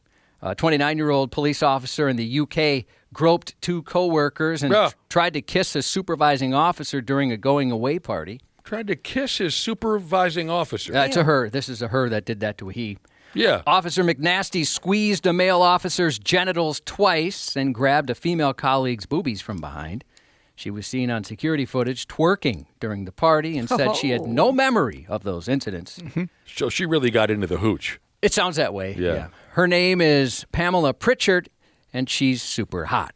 Oh, yeah? Yeah. And one final one for you. In a deal with federal prosecutors entered Tuesday, a former suburban St. Louis police officer admitted over several months last year he pulled over 20 women's vehicles and searched their phones for nudes and videos. Mm-hmm. In exchange for his guilty plea, prosecutors dropped a felony obstruction count. That count he pleaded guilty to is punishable by up to a year in prison. Freak. Looking for naked pictures. Yeah, he said, hey, I got to take your phone just to check your insurance information. And then he used his phone to take photos of whatever they had on theirs. It's a cute idea. Josh, this gal who was grabbing ass and trying to kiss her boss, was this a company Christmas party? It was a related to, I don't know if it was a Christmas party, but it was definitely like they had some trainings and then some parties surrounding those trainings. They served alcohol at those? They must have. Clearly they served alcohol at those events. Pictures of her are up on 93x.com. I don't think I would mind if she grabbed my boobs from behind. Yeah, I was right. She's super hot, right? Ridiculously hot. Yeah, I got to shut down this game of Tetris and go look for this Super Fox. It's probably worth your time. All right, thank you. I'll go over there real quick. I'll see if I wouldn't mind her grabbing my cans. A wacko Waco woman was arrested during a truancy hearing last week after threatening to shoot a judge. 19-year-old Daisy Hernandez and several family members were in court when the judge asked Hernandez's mother why her kids weren't going to school. While Hernandez's mother was speaking, Hernandez's 15-year-old brother caught the judge's attention by smiling and laughing. That interjection didn't go well. The judge paused the hearing and told him to stop or leave the courtroom. He didn't. You little tool. He didn't stop. Next, the judge threatened to send their mom to jail for 6 days due to ignoring a court order for truancy, to which Daisy said to the judge, "You can't do that." To which the judge said to Daisy, "Yes, I can." Hernandez continued to yell at the judge, who got so pissed, she actually broke her gavel, pounding it so hard. The judge ordered deputies to remove Hernandez and her brother from the courtroom. And as Hernandez was being escorted out, she shouted, "I'm going to shoot this bitch." Sorry for the language. It was a quote. When things calmed down, an officer asked Daisy why she told the judge she was going to shoot her, to which she replied, "I don't know. I was mad." The judge eventually cooled off too, and after the mother produced documents proving her kids were in school, she was allowed to leave. Oh, they were there too. Well, why would you make it hard on yourself like that? Oh, yeah, my kids are right here. They should be in school. A Missouri judge with a penchant for plastic pompadours has officially left the building. Matthew Thornhill liked to slip on plastic Elvis Presley wigs in his courtroom and cue up the King's music during proceedings, and that cost him his job. He's the wacky judge. Right. Really? And they said it was unprofessional. Thornhill said he hoped that his love for Elvis, known best for dying on the toilet, would, quote, add levity at times when I thought it would help relax litigants. But ultimately, he acknowledged, I now recognize this could affect the integrity of the proceedings. And the court agreed. They had to fire him. Yeah, I guess he was doing it too often. Court records don't reveal who filed the complaint that led to his discipline, but the case file itself is filled with photos of Thornhill on the bench or posing with staff in the wig and sunglasses, making the courtroom into his personal Graceland. What a freaking dork. What are you doing, dude? He must have really sucked at doing Elvis if they had to fire him. Yeah, if he was good, they'd like, let's keep this guy around. Yeah. He would then offer people choices for how they wanted to be sworn in before testifying, including the option of having Elvis music play from his phone. Then he'd use the songs as entrance music when he made his way into the courtroom. God. He really committed to the bit. Yeah, what is this? This guy really likes Elvis. It sounds like fun to me. I'm missing the part where this guy had to be fired. I think it's because I'll explain what the court said. The board also noted his habit of peppering proceedings with Presley lyrics and casually dropping the singer's birth and death dates into completely unrelated legal matters, which they insisted didn't meet the court's expectations for order and decorum. Yeah. I suppose if you're like convicted of a crime and say, the judge made his decision while dressed as Elvis. Can we trust this guy? I mean, I could see the concern there. Yeah, it's like one of the worst days of your life. I would definitely file a complaint. Well, maybe you shouldn't have effed off and ended up in court. Well, there's a lot of people wrongly accused. For example, any 93X listener in jail right now. I did not consider the wrongly accused, right. Thornhill previously hit a foul note in 2008 when he was reprimanded and fined $750 for reducing charges against a woman who offered him a baseball signed by Pittsburgh Steelers quarterback Terry Bradshaw. Wow. Talk about a collector's item. What's going on? What's going on in this town? I don't know. It was on this day in 1956. Elvis Presley, Johnny Cash, Carl Perkins, and Jerry Lee Lewis recorded music together at Sun Studio in Memphis. The recordings were released 25 years later under the title The $1 Million Quartet. And 2 years later, on yesterday's date, Presley's critically acclaimed comeback TV special aired on NBC, marking his return to live television after a 7-year break. It was a massive success, topping the ratings and critically lauded for reigniting his career. Did you ever go ahead and see that most recent Elvis movie? No, I didn't see it. Tom Hanks should never be forgiven. Oh, it wasn't good? No, it's an enjoyable deal. Is that the one with Austin Butler? Yeah. But Tom Hanks is just so terrible, he should never be forgiven for what he did to that movie. But it is fun. That Austin Butler guy is absolutely perfect in every way. Couldn't believe what I was seeing, how well that dude portrayed Elvis Presley. Do you remember the story afterwards? He couldn't stop talking like Elvis. Yeah. He said he had to go to a counselor or something. Like a speech therapist. As I've said before, and as you've heard, I'm sure from other people, it comes off like a Scooby-Doo mystery. So I still want you to, and you owe me nothing because every show you recommend to me, I never get around to watching. So you owe me nothing. But I'd love for you to see it just to tell me if your thoughts on it, because it's so well done in certain ways, but just so bizarre in others. Is it all nonfiction, or do they throw some fiction in there as well? Good question. Yeah, I suppose. How much do we know about Elvis? Did they put the part where he died from constipation in? I don't think so. No. The Lions host the Cowboys this evening on Thursday Night Football. And Ethan's IMF team attempts to recover source code of a rogue AI from a sunken sub in the Paramount Plus streaming premiere of Mission Impossible: The Final Reckoning. Jelly Roll's 41 and skinny, Marissa Tomei's 61 and foxy, and Jeff Bridges is 76 and Lebowski. Happy birthday to our daddy. Happy birthday to Vaya of the Sisterhood, turning the big 05 today. Vaya? I screwed up the name the first time. Vaya. I looked it up on Google to make sure I pronounced that right, so hopefully Google was right. Vaya, got to look it up. Because I didn't know how to pronounce it. Vaya, got to ask. And to Coleman, happy birthday to you from Molly and Mutzi. And that's 93X News. Randy Shaver. There are little signs that he's just becoming a bit of a pain in the posterior. On the Half-Ass Morning Show. The Nico Medved Big Ten era begins with an upset win. Game on and go Gophers. Here at home at the Barn. Big Ten Network. Gophers take down Indiana 73-64 in the Barnyard. Here they come. Man. Wow. How about that, huh? Unbelievable. Just yesterday, you and Brad Ryder. Hello, Randy Shaver. Hello. Yesterday, you and Brad Ryder were talking about how the Big Ten schedule for the Golden Gopher Basketball Club is going to be a miserable experience this season. Yeah. Last night, the boys said, "Don't be so sure, dickbags." And they went out and beat the number 22 team in America, the University of Indiana Hoosiers. Pretty impressive. Yeah. Actually, very impressive. Hell yeah. They looked sharp last night. I wish it counted as more than one game. Yeah. I mean, it's only one game, but I think what we saw was a glimpse of what could happen once he gets the players that, he needs to get in here to be competitive year in and year out. And I think it gives the Gopher fan base something to get excited about. It's been a long time since they've had something to be excited about. They look pretty sharp last night, with the exception of the free throw line, of course. They are always the most painful free throw shooting team in the world. Yeah, it feels that way. But I saw a club last night that was cutting hard to the basket. I saw a club last night with great passing to those cutters, sharing the basketball, rebounding.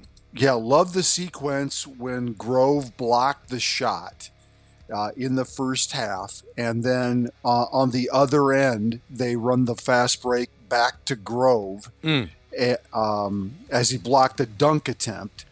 And they run the play back to Grove. He gets fouled, but I mean that's the kind of hustle that you want to see all the time. And I don't know what the Vegas line was on what the spread was for this game, but I know the Gophers had to have been a big underdog. So for them to do what they did last night proves that if you work hard and you play great defense and you play together, crazy things can happen. All right, you mentioned the spread. You Yeah. mentioned the spread. I don't know what it was either, but we just received a text from Brotato Chip Jesus, who said, "You're welcome for the Golden Gophers win last night. I never bet on sports," he said, "but I put $20 on Indiana last night based on what Brad and Randy said yesterday." Oh, no. You owe a man $20. Well, I don't owe him. I mean, You and Brad, you can split it. He's an adult. He made a decision. No, he just texted he's a 7-year-old. With a gambling problem. Yeah, exactly, with a gambling problem. Pretty impressive, though. They need some help from the bench if they have one. Well, they don't. That was also clear last night. The starters played 90% of last night's ball game. And obviously that's not sustainable over the course of a Big Ten season. That makes it extremely difficult to have success. They have injuries that have put them in this situation. What I'm saying, though, is there's a light here at the end of the tunnel. I think I think that's what we have to take away from. They may end up being sub 500 in the Big Ten. They may end up not having a great. Who knows what's going to happen? But last night, I think, is proof that there is something that's happening there under Nico that hopefully can, in the next year or 2 or 3, put people back in the seats in the barn. Let's keep it. You know what I always say to my favorite ball clubs? Go ahead and be a dick. Every team's motto should be, let's be dicks about this. That's the right attitude to have, especially when you're just a bunch of nobodies and everyone thinks you're going to be terrible. F them. Let's be dicks. Let's ruin everybody else's season. Well, they did that last night. Yeah. Just in their play, the hustle and the defense, and they made some big shots when they needed them. And let's be dicks about this, Cubby. Impressive. It's funny, my son, my youngest, plays basketball, and his older brother had said the same thing to him. You got to be a bigger dick out there. Just be a dick. Let him know you're there. He's like, you're improving in this way and that way, but you need to be more aggressive, and not just aggressive, but be a dick. Be a dick. And he did. One game he was, and he was much better.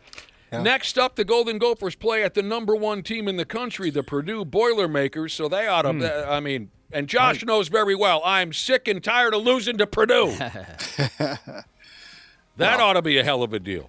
Should be fun. I mean, it's a great start.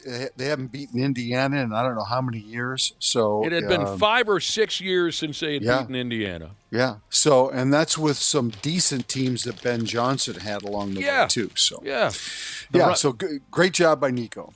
The running joke on Twitter last night after the game was saying, "Hey, it's a nice win, but we all know Indiana's a football school."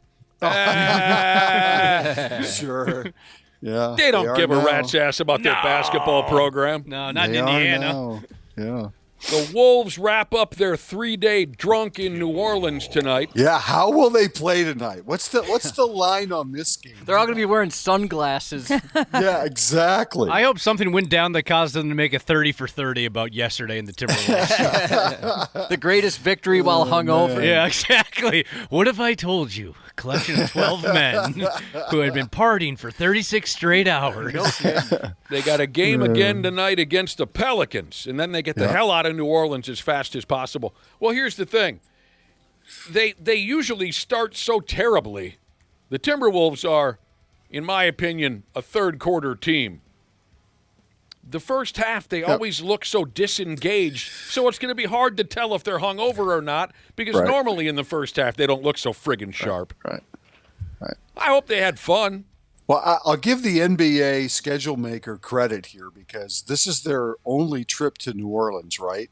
So they played the 2 games basically back to back, and they don't have to go back. So I hope you enjoyed New Orleans because you don't have to worry about going back there again. You threw up on the sidewalk in New Orleans Oh, once, my didn't you? God. Oh, Nick, it was so bad. Was it sea breezes or what was No, the hurricanes. No. It was the Oh, hurricanes. yeah. That'll and get the you. Hurricanes and rum runners was not good.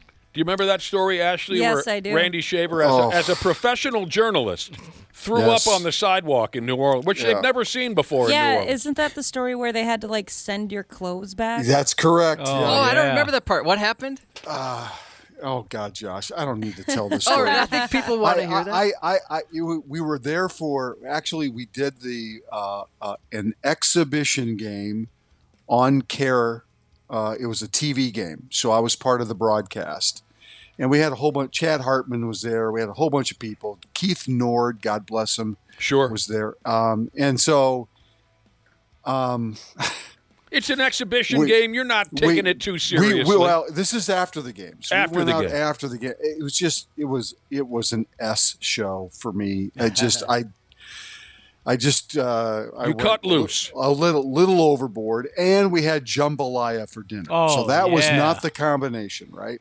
And so Man, I love that stuff. I got sick on the sidewalk, and then I in the hotel room late night, got sick like crazy in the bathroom. Barely made the flight. Tried to check out of the hotel twice. I was still drunk. It was so bad. I had to leave some clothes there. It was just so bad. So anyway, a week later, they sent my clothes to my house, and they had not, of course, not washed them or anything. And so when I opened them up, the package, I go, oh boy, those nice people, they sent me my clothes back. I opened it up and I went, oh my God. Ah, that's gross. It looked like a war zone. It was just like, oh my God. There was dried vomit still on your clothing? It was, yes, sir. It was so You just bad. chuck it or do you put it in the Oh, wash? I chucked it. Did you ever figure out who your pants? No.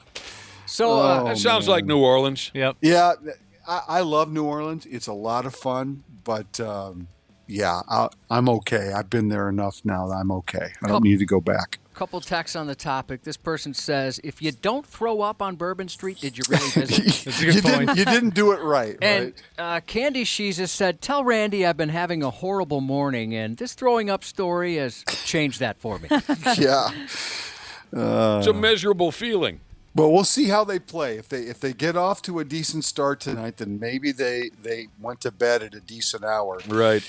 It's not like they played back-to-back nights. So No. they had all day yesterday to kind of relax. So Somebody get me a bucket of that jambalaya. I'm telling you Yum. right now. it's good. I love that stuff. Dana, you could go to New Orleans for a week and smuggle jambalaya back to Minnesota in your armpits, and I'd still eat it. Oh, that stuff is good. The best. Yeah. All right, we mentioned yesterday that the Los Angeles Clippers gassed the cone. Right. Chris Paul. Yeah. Word is they cut the cone from their roster because the cone wasn't shy in telling coaches and teammates and management that they sucked. Well, And the Clippers couldn't handle that kind of thing. Their feelings were hurt.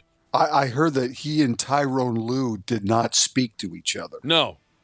So that's not good when you're not talking to your coach.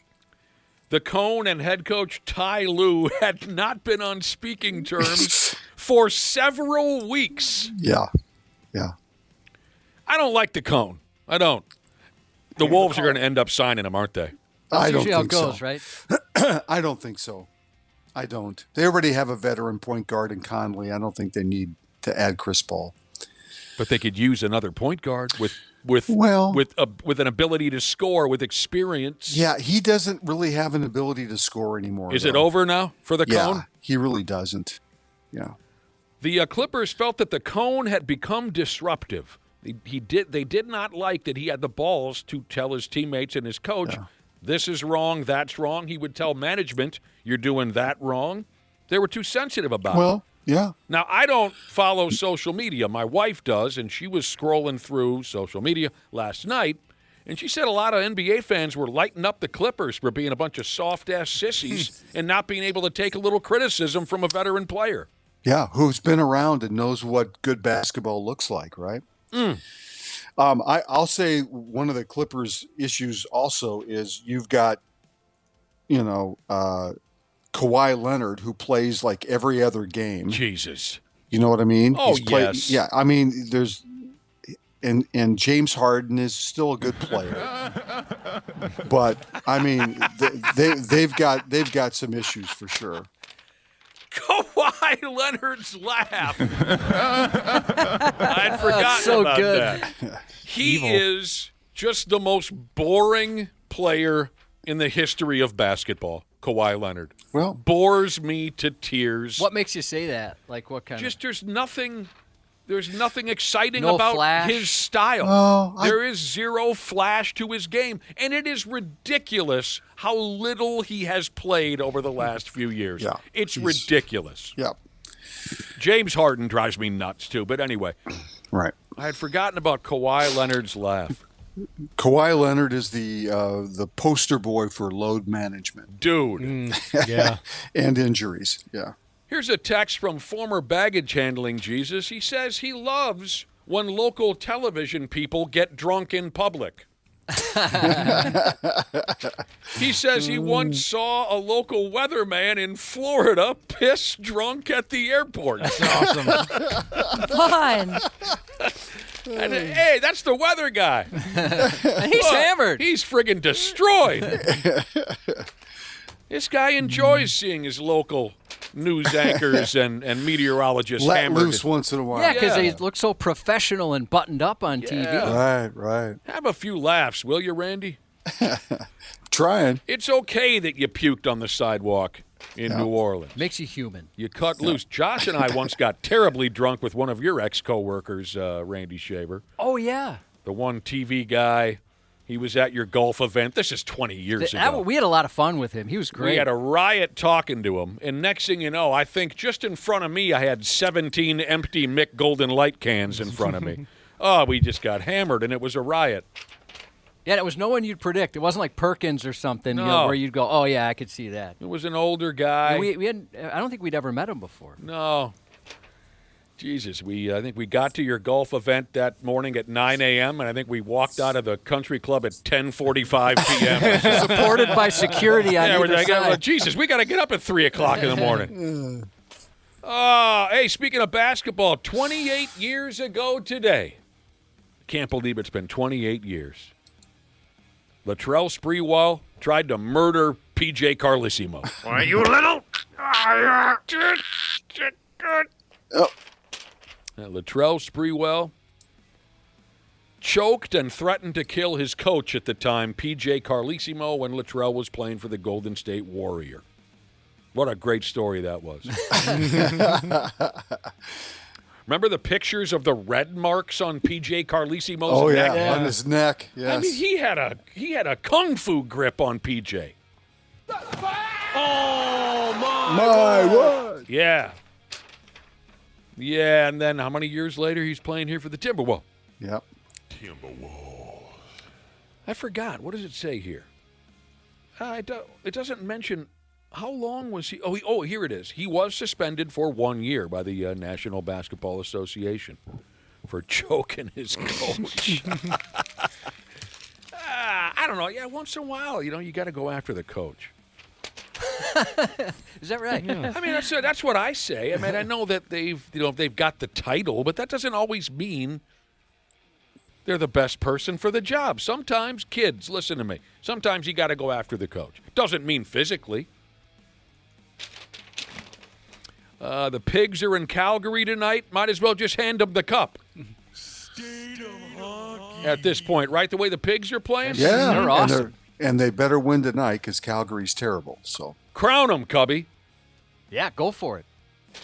And if you're looking for a place to watch the game tonight, we have our latest Brotherhood in the box up in Maple Grove. Chanticleer Pizza from 7 to 9 will be hanging out with our pals from Coors Light, giving away cool jerseys and sweatshirts and all that kind of stuff. Coors Light specials. You can't afford Maple Grove. I know. They're making an exception. They are. Poor kid scholarship. Wow, you're up in my neck of the woods now. Yeah. Oh, can I come sleep over?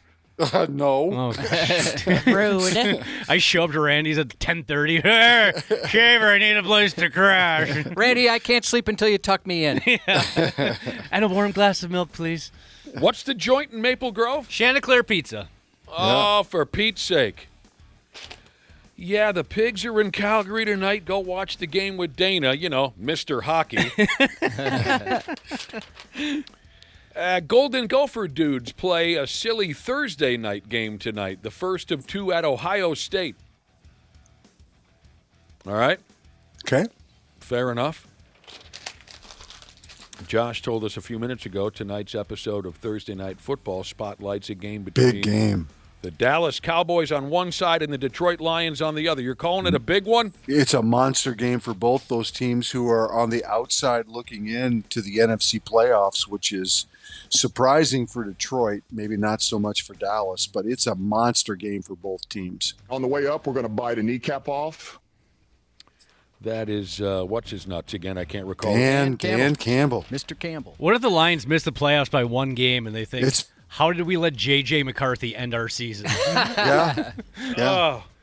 It's very possible that they could. I mean, both teams have basically the same record, but it feels like the two teams are going different directions. It feels like Dallas is on the move back to playing, to possibly making the playoffs, and it feels like the Lions are sinking without a chance to make it. So How's that it's Dan? crazy. How's that Dan Campbell dork doing these days? Are people about burned out on his nonsense or what? Oh, it's definitely cooled down a little bit, but I don't think anybody's burned out, are they? I mean, specifically Lions fans, seeing how he just continues to go for it on fourth down at every turn. I see what you're saying. And they never make it on fourth down. And also remember, he basically demoted his offensive coordinator about 4 weeks ago and took over the play calling duties too. Yeah. So, I mean, there's been a lot of criticism, I think, of what's going on to Detroit right now. Apparently and unfortunately, Washington Commodores quarterback Jaden Daniels might not play Sunday here in town against the once proud Vikings. That dude's a pimp. I'd love to see him play here at the new Metro. I think there's a chance he might play. Oh. I've been seeing, that there's a possibility that he might play. And I think that's why, one of the reasons why I think Vegas has the Commanders as a favorite to win in Minnesota on Sunday, which is just crazy. Well, that would be great. I'd love to see the kid play. I'm a big fan. Yeah. As you noted yesterday, Randy Shaver, the Commodores have lost 7 games in a row. And we talked about how their defense sounds brutal. Yeah, they're struggling. So this could be the cookie that our kid JJ needs to make him feel better for a couple of hours before reality sets in. Especially a home game where there's no weather issues, so yeah. As we mentioned a few days ago, Philadelphia Eagles offensive coordinator Kevin Patullo had his house egged by angry morons sometime after the Eagles lost to the Bears last week. Derelict showed up in, I'm sure, his fancy schmancy neighborhood and egged his house. Patullo was asked about it, and he said that the derelicts, quote, crossed the line. He has more or less said that he's going to kick somebody's ass if it's the last thing he ever does. He's pissed off about this egging. Yeah, I don't blame him. I think anybody would be. There's also a rumor going around, Josh, that one of the derelicts got into his house and took a in his laundry basket. No. In the laundry basket. No. The manure was not mine. It's a rumor that I heard. No. That someone got into the house and took a in his laundry basket and then ran like hell. Wiped and then ran like hell. That's pretty scary to think that someone got into your house. Yeah. And they took the time to press one out. They took the time to remove their pants and underwears and press one out into their laundry. Yeah. I mean, for some folks that can take a long time. I know some people that can quick change just like Superman, though. We're like, how the heck did you do that so fast? Was it solid? I don't understand. That's scary. I don't know. But the dude is pissed. What else is going on around here? Oh, that Lane Kiffin dude. Speaking of unruly fans, Lane Kiffin, okay, as most of you know, he recently took a walk on the University of Mississippi football program, right as they're about ready to play in the playoff, right, Randy Shaver? Right, yeah. They have basically secured a spot in the college football playoffs, yeah. Conference title games are this weekend? Yep. Okay. So Lane Kiffin, they're not in the conference title game, by the way, in the SEC, but they'll qualify for the playoffs. Gotcha. Yeah. Lane Kiffin decides, no, I'm going to go over here next door to Louisiana State University. He's not going to finish out the season coaching the how do they call their ball club again? The Rebels. Ole Miss. Yeah. I'm sure a lot of Mississippi football fans are hot about that whole situation. And here's some proof. Kiffin claims an Ole Miss fan tried to run him off the road a couple days ago. He and his son were driving Summers, and he said that a fan tried to run him off the road. Now, surprisingly, he says there are no hard feelings toward the guy. I'd have some feelings about that if I were him. Well, I'd feel bad that I frustrated an individual that much, but yeah, I might kind of have some. If I got my kid in the car, and it didn't have to be a life or death situation here. Right. Yeah. I mean, you could have cussed me out at like an Embers or something. Right. You could have rolled the window down, gave me the finger, mooned me, whatever. Yeah. He has no hard feelings. Yeah. He and his son in the motor vehicle. He said, that's just the passion of the SEC. Oh. Yeah, I mean, football is life in that part of the country. There's just no doubt, and especially when you bring it back like they did at Ole Miss, and to make the college football playoffs for the first time, and then you walk away. Yeah. So wait, who tried to kill you? Oh, a fan. Yeah, seriously. A guy who liked me a week ago. Right. Yeah. Well, Kiffin also said, this guy, is he all there or what? He also said the fact that a Ole Miss fan tried to theoretically kill he and his son behind the wheel, he said it means they really liked what we were doing here. Oh. Well. If they didn't love him so much, they wouldn't be so mad at him that they try to kill him on the highway. That's kind of a twisted way to look at it. Yeah. He's a glass half full guy, that's for sure. This guy has optimism in droves. 651 to 715, Jesus isn't buying it. He said, oh, give me a break. That was one of his mistresses. Good cover, Lane. Oh man. Yeah. The cops would say, maybe, can you describe the individual? Well, she was he was this big, ugly bastard. Had all kinds of Ole Miss gear on. Yeah, he had a running Rebels. What are they? Not the running Rebels. That's a UNLV. They're just the Rebels. Sorry. Yeah. I mean, damn. Randy Shaver, I imagine if that would have happened to you when one of your kids were young, you would have some feelings on that. Oh, I would have feelings. Yeah. For sure. Yeah. Randy jumps from KARE 11 to WCCO, and some KARE 11 loyalists are chasing him off the road. Yeah, doubt that very much. What? 73-year-old Tool fan Jesus texted in. I got a buddy who grew up in Wisco. You can tell. You can smell it on him. Oh, there's a smell. Yeah, from across the room. He often talks about, he and his dad. Typical setup. He and his dad would sit down every Sunday and watch the Packer games. And he said there was never a time where his dad was more upset than when Forrest Gregg was the head coach of the Packers.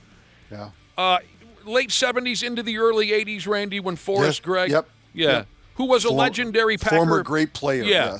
Yes. Things didn't go so well, unless I'm forgetting something. Maybe they were a wild card once when Forrest Gregg was coaching the Packers. But it just generally wasn't a great era for that team. My buddy tells me when he would sit down and watch the Packer games, when Forrest Gregg was head coach, his dad would just go nuclear at every failed play. Here's a listener, 73-year-old Tool fan Jesus, who says a Packer fan killed Forrest Gregg's dog when Gregg was the head coach of the Packers. That is terrible. Further, sick. Going further in the conversation of crazy fans who get upset over their favorite ball club. That really happened? I don't know. That's just a text. Someone might want to look that up. I hadn't heard that before. On Forrest Gregg's Wikipedia page. Who was it that? Who was the coach recently that had his dogs? Oh, the dude who is offensive coordinator in Dallas now, Randy. His dad was a coach. Schottenheimer. No, he's the head coach. Oh, sorry. of Dallas. Okay. The head coach of Dallas. Yeah. Donnie Schottenheimer. What's his name? I don't know his first Marty's son. Marty's son. Right. He said things have kind of sucked since he moved to Dallas. Didn't he say that 2 of his dogs were bitten by rattlesnakes? Yeah. Oh, man. Yeah. Okay, so the rattlesnakes, I don't think they did that because of the Cowboys' record. You have to bite the rattlehead snake off in front of your dog and show them, like, look what I did for you. Look how much I love you. Dogs would appreciate. So, did you find anything on Wikipedia, Dana, on Forrest Gregg and his dead dog? Didn't see anything about that. No. Yeah, I did. It said it's an urban legend. Oh. Yeah, I didn't want to be the one to look that up just in case. There's pictures. I don't need any tears. Even just reading it will make me upset. All right, speaking of rumors, now we got somebody or another. By the way, Marty's son's name is Brian Schottenheimer. That's right. We got someone texting in saying that Lane Kiffin had to leave Mississippi because he was messing around with a college girl. Oh, I don't think that's true. Uh-oh. Well, he's not going too far away. You don't land a job at LSU because of a college girl. So. There's been plenty of people with a lot higher jobs that have ruined it over a girl or doing something shady. Well, with women, sure. All I'm saying is if I'm the head coach of Mississippi's football team and I've got something cooking with a college girl and I want to leave town to avoid the controversy, I'm going a lot further away than Louisiana State University with my. I'm taking a job in Biafra. They have college football in Biafra, do they not? I don't even think that's a thing anymore. What's the name of that Biafran college football team that you're always talking about? I've never once brought them up. After Saturday's win over stupid Wisconsin, the Golden Gopher Football Club have ended their regular season with a 7-5 record. We're all pumped. PJ is the man, clearly. All he does is win. From the Boats Game and Go Gophers, Big Ten Network.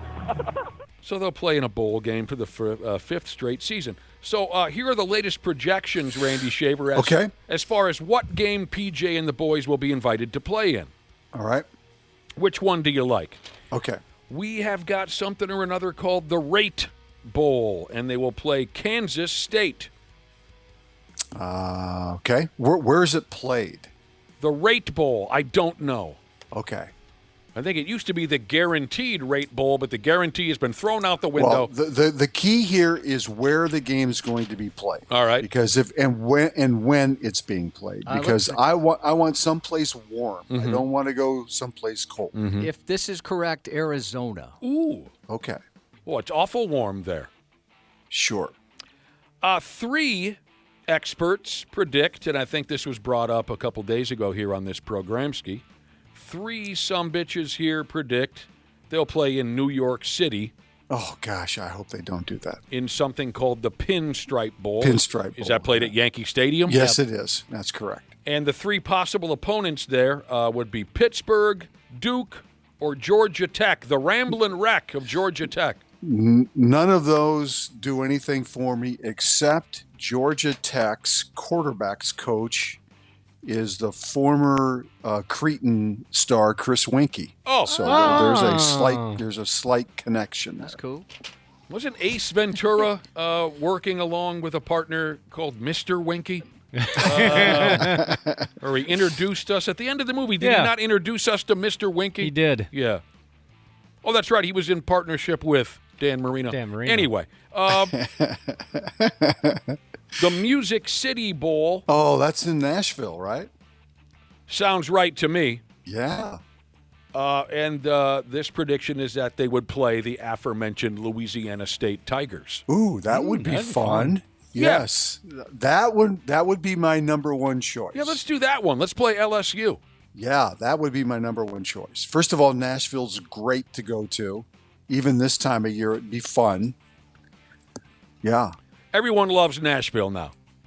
It's like this is the hippest, the trendiest thing. Yep. People are obsessed with that place. And I actually covered the Gophers when they played in this bowl game in Nashville. Yeah. The Music City Bowl, way back in the day. Yeah. And I imagine walking down the sidewalk way back in the day in Nashville was nothing like what you might see today. I don't think so. No. No. Did you spend any time going? I probably did, but I don't recall it as much. Did Kid Rock have a bar back then? Am I thinking of the right place? Hold on. Can you look up where the Music City Bowl is? Is it in Memphis or is it in Nashville? You got me, bruh. Dana's going to look it up. Dana, look it up because if it's, I remember going to Memphis. Nashville. It says Nashville. Okay. Well, then Memphis had a game too because we were on Beale Street for.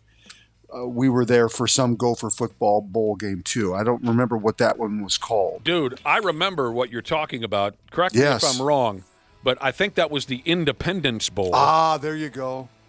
And the coach for the Golden Gophers at that point was John Gutekunst. That's John Goody. It was Goody, baby. God, am I good or what, Josh? and I think that was the game, Nick, that he took over after Lou Holtz left. Okay.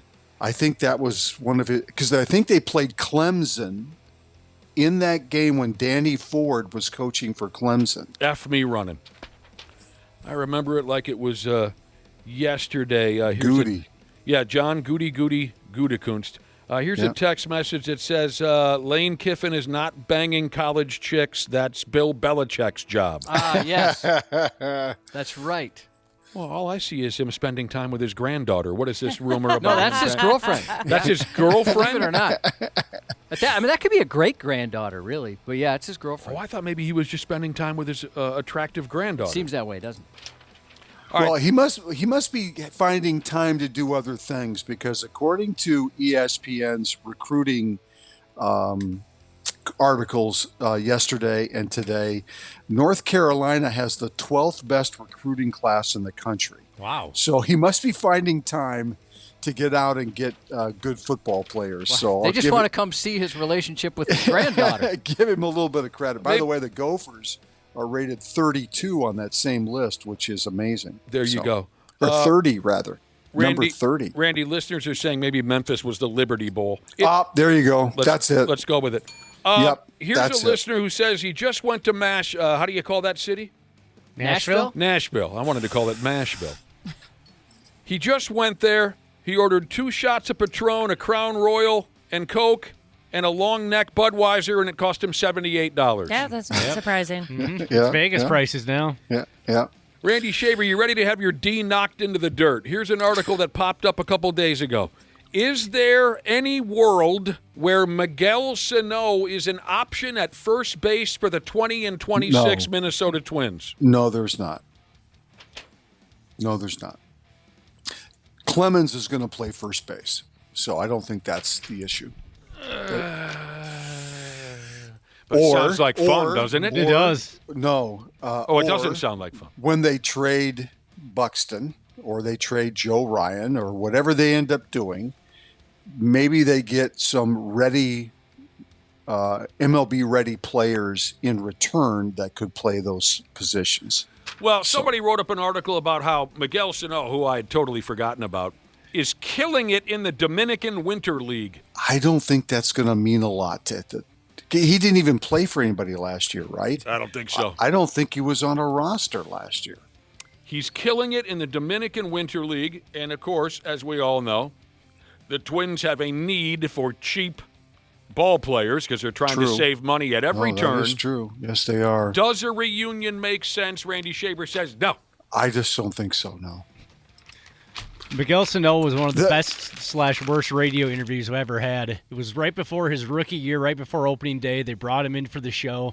And we're all excited, and the PR guy pulls me aside and goes, hey, just so you know, his English is kind of still a work in progress. I go, okay, all right, well, we'll make it work. And we introduce him. Miguel Sano, we've been waiting so long. You're finally here. How are you feeling?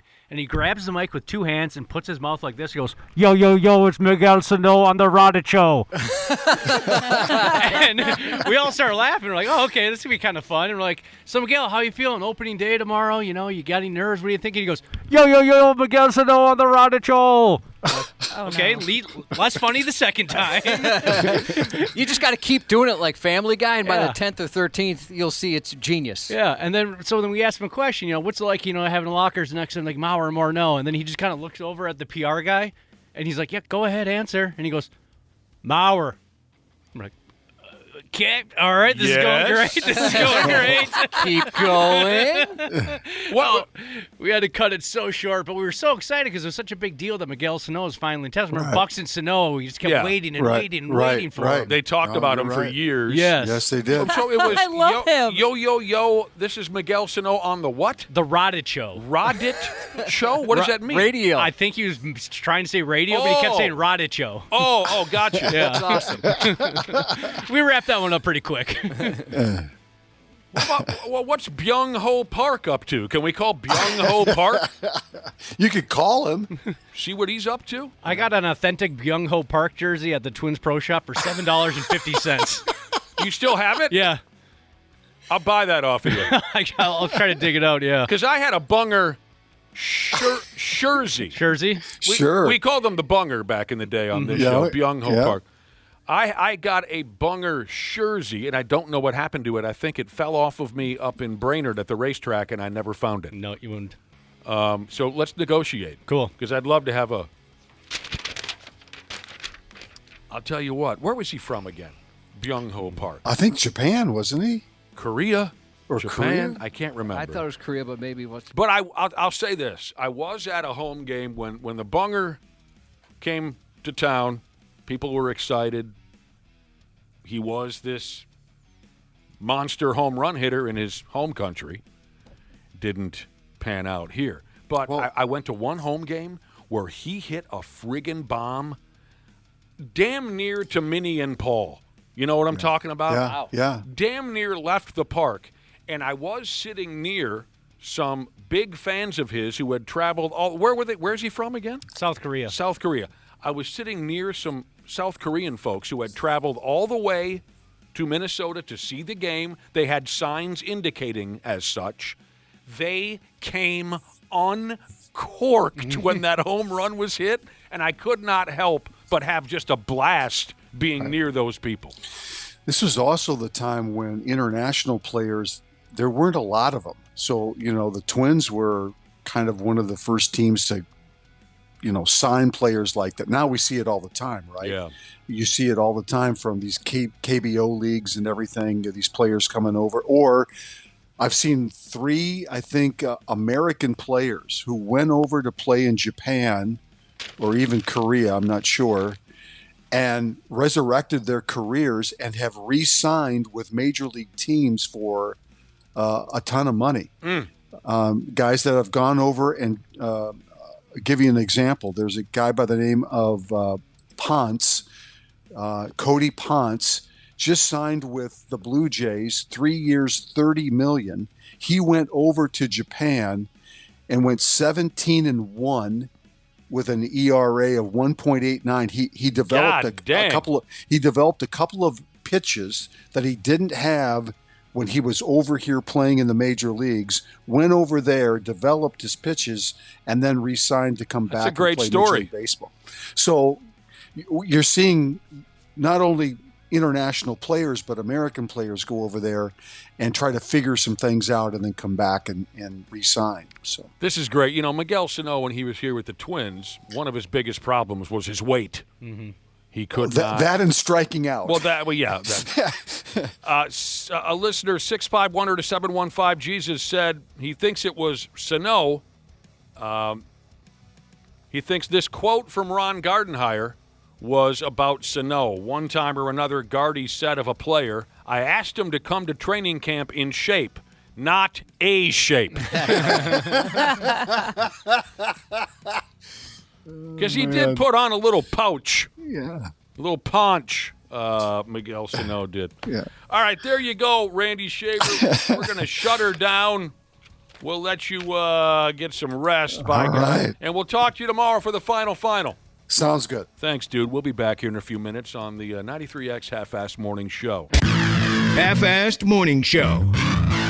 93X. What's going on, podcast pimps? Dana here for the fine folks at Standard Heating and Air Conditioning to ring in the holiday season. Yeah, the 12 days of Shackmas are here, and here's what you got to do. This is fun. Follow them on social media between now and December 12th. They're going to be posting pictures of these glittery ducks all across the metro. Once they post one, the hunt is on. Find one and win big. Think things like concert tickets, game tickets, gift cards, and I've gotten word that one of the days will be for tickets in a wild suite with yours truly. But you'll have to beat me to find these ducks, and just a warning, I have a lot of time on my hands and I fight dirty. Follow Standard Heating and Air Conditioning to join in the excitement. And remember, get that furnace cranked on before it's too late.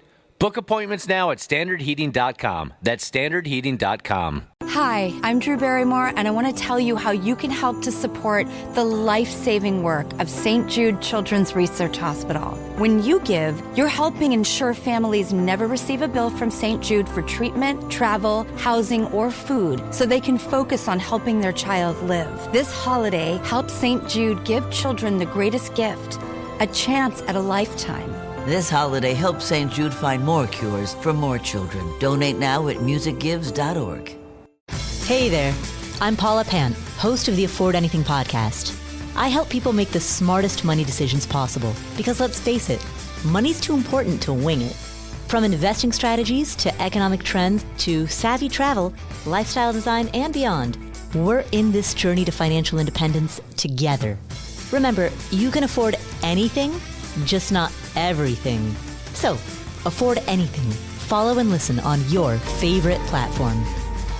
The Half-Assed Morning Show. Minnesota's 93X. God dang it. Yeah, sure. Absolutely wonderful. It's Thursday. Oh, we're getting it done, by God, as best we can. Thank you kindly for dialing up the 93X Half-Assed Morning Show. Here we effing go. It is 8:28. A cold morning. Says here it's 6 below zero. My word. Don't miss our live outdoor Gross. broadcast tomorrow morning at Hardee's in Zimmerman. No. Tomorrow morning, broadcasting live from Hardee's. Smashley. What's up? All right, I don't care what management or your paycheck says about you. I think you're doing all right around here. Thank you. I like your style. I like working with you. You find stuff that cracks me up. Ashley found something here that picks on us dudes. And we deserve it. We're friggin' jackasses. We do dumb things. We say dumb things. We look dumb in general, don't we? I can't argue with any of that. Yeah. Maybe this is the liquor talking, but she found something, a report on creepy things that dudes do that we're unaware of. Whatever. I was pretty safe on this. I was kind of worried there might be some stuff on it. I wonder if who wins the most creepiness award around here. I guess we'll find out. Creepy things that dudes do that we're unaware of. Now, the one that grabbed me, I don't know how far we can go with this. I don't. But the one that grabbed me instantly was when a guy asks a girl, "So, you got a boyfriend?" And she says, "Yes." And then he responds with, "Yeah, well then where is he?" I've heard that one. Hate that. That cracked me up. Yeah. I don't know why. Like, what do you mean? But picturing a guy who would be dumb enough and have balls enough to say that. "Oh yeah? Where is he?" Working. Yeah. Again, I don't know why that grabbed me the way that it did, but just picturing that is so friggin' douchey. Yeah, I was just going to say, that is very douchey. That I had to give you credit. Well, where is he now? When you did that setup, I didn't know if you're going to go that way or the other one where you ask a woman, do you have a boyfriend? She goes, yes. Then you say, do you want a man friend? Oh, gross. If anybody ever said that to me, I'd spit on them. I've never even heard of that one. That is really, really dumb. Yeah. That's awful. even worse. It might be, yeah. See, because the guy you're with now, nothing but a little boy. Me, I'm a man. I'm a man, baby. You know what makes it worse is I think you kind of have to think about that for a second to understand what they mean. Yeah, You know, what? like, I don't understand. Oh, okay, yeah, that was really stupid. That is so dumb. Well, Ashley, so the first one on the list was when a guy talks to a girl, looks straight into their eyes and adjusts their penis at the same time. Yeah, they like pull on their pants a little bit. Has that ever... People do that? Yeah. Oh, yeah. Like, while looking you in the eye? I think a lot of guys don't even notice that they're doing it. Okay, so it's not an intentional, like, hey, look what you're doing to my private parts. No, I told you about the old timer that I worked for. Didn't work for. I've told you about the old timer that I worked with when I was a 19, 20-year-old kid who just had this glitch, this tick sort of a thing, where he was constantly, and it was this. I mean, pulling. Oh, yeah, like a dick tick. Is that what you call a dick tick? Yeah, I'm going to call it that. Yeah. Every turn he made, he was pulling at the front of his jeans, the crotch of his jeans. Maybe his pecker was in there somewhere. I don't know. Maybe he was just adjusting his pants, but it looked like he was playing with himself. He was this old man, harmless as the day is long. Anyone who knew him for 5 minutes knew this wasn't any kind of a perverted thing he was doing. He just had this bad habit. And eventually one of my coworkers yelled at him about it and made the guy feel horrible, and it was just a really bad moment. I kept saying to this coworker, don't bring it up, don't bring it up. He doesn't know he's doing it. Mm-hmm. He's a harmless old man. But one of my coworkers eventually snapped at him during a conversation and said, will you stop playing with yourself, for Christ's sake? And the old guy just, he walked away like a sad dog with his tail between his... You might have to say that to your son at some point, Ashley. Yeah, I'm sure. Stop doing that. Stop messing with that thing. Quit playing with your dinghy. You have a son? Yeah. Yeah, where is he now? I mean, okay. Yeah, we are. We're just dumb. Creepy things that we do that we're unaware of. Oh. Is it creepy to keep nudes of your ex-girlfriends? Is that creepy? 100%. I don't think my wife would like that. Although I never really... What business is it of your wife's? Well, she is my wife. I don't know that I've really ever had a lot of those. I mean, it wasn't as prevalent when I met my wife, you know. It didn't have quite the same phone technology as you do now. Yeah. But I don't think I'd even have any to save if I wanted to. How many of you out there, 651-989-9393, how many of you still have nudes of your ex on your cell phone? Yeah, I think that's really weird. Or Polaroids, maybe, in the secret drawer in the basement behind the softener salt and the. Oh man, I got a buddy with books upon books of Polaroids. Of naked people, or just in general? Just in general. Oh, okay. Like nature photos. No, naked folks. Yeah, and this doesn't go for, obviously, if you're a guy and you have pictures of your ex and you have a new girlfriend, that's probably a no-no. But, like, I think just in general, once you guys break up, they have to be deleted. What? Oh, so you're saying for your significant others or your former, just respect out of the former person. Yeah. Okay, yeah. It comes down to, respect. Oh, I agree with that. Out of respect for your exes. Yeah. Interesting. That makes sense to me. According to what I'm reading, it's just something else that we dudes do that's creepy. When we ask women where they work, does that give you the creeps? What do you do for a living? And you say, well, I'm a balloon animal artist. And then the next question, if the next question is, where do you work? Is that creepy, Ashley? If they're asking, like, the company, that's different. But if they're like, where do you work? I even get weirded out when people are like, give me the address. Yeah, like, oh, where's the station? And I'm like, it's kind of over by here. And they're like, no, but like what? Like, what's the address? I'm like, you don't You don't need to know that. And if you really want to, just Google it. I feel uncomfortable with so this. or does that really creep you out? Yeah. A stranger, Like, whether why it are be you going to come there? whether Please it be a don't. man or a woman, I suppose a stranger doesn't need those specifics. Yeah. Like, where do you park specifically? And what time can I expect you? What time do you guys get there? What kind of car do you drive? That's great. Where do you park? Butcher's Hack Jesus reminds me that you're right. Right when my wife and I started dating, for nudes, it was chiseled in stone. So Yeah. it would take forever, but it was worth it. There were drawings using arrow tips soaked in animal blood. Yeah. That's how... like, ooh, that's sexy. I'd imagine there's probably, I mean, you guys are perverts, so there's probably some nudes of you guys floating around somewhere, right? God help us all. I would think so. I would hope not, because one of the people that would have pictures, I know that he is at least respectful enough to delete them, but anybody before him, I was under 18, so those should be deleted. Oh, gosh, yeah. Ashley says it's creepy when we dudes use pet names when you're a complete stranger. Excuse me, sweetheart. Oh, it makes you want to slap somebody. I like that when old ladies do it if they're like working at the gas station or something. I don't know why. Yeah, You like they to call be- you honey. Yeah, hey, hon. You like to be called hun at the gas station. Yeah, I think that's cute. But when a guy says to a woman, nice to meet you, baby. Oh, I guess it really depends on what they're using and what their age is. Because like a really cute old man, I'm talking like 75 plus. If he called me hun or sweetheart, Of course. that's adorable. He's probably not hitting on you. Yeah. Just some affection. There are exceptions to all of these. So is it creepy, Ashley, when a guy gives I know a couple of these sumbitches. When a guy gives an overly intense compliment, like, for example, you are the most beautiful woman I have ever seen in my life.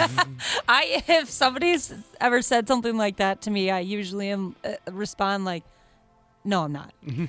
No, I'm not." Well, you That must doesn't not make get on the house very often. That doesn't make any logistical sense. Have you ever seen the internet? Well, a couple weeks ago, you said you weren't troubled at all by a man who might approach you and his first words would be, I love you. That's so. I feel like you can chalk that up to just being awkward, though. I suppose in some situations. There's some semblance of humor there, right? Hey, dudes, heads up. It's apparently creepy when we hold the door open for a woman for an extraordinarily long amount of time, watching them as they walk to the door. I was afraid of this one because, Josh, I know that you're so polite, you probably hold the door open for everybody, even if they're like a mile away. They just parked their car. Oh, yeah. Yeah.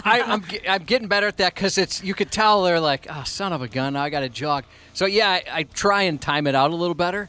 But the family, we went out to a restaurant a couple weeks ago, and I basically lived at the door. People kept coming in and out. And I thought, well, I'm just going to sit down in a chair to hold this thing open. Unnecessary touching!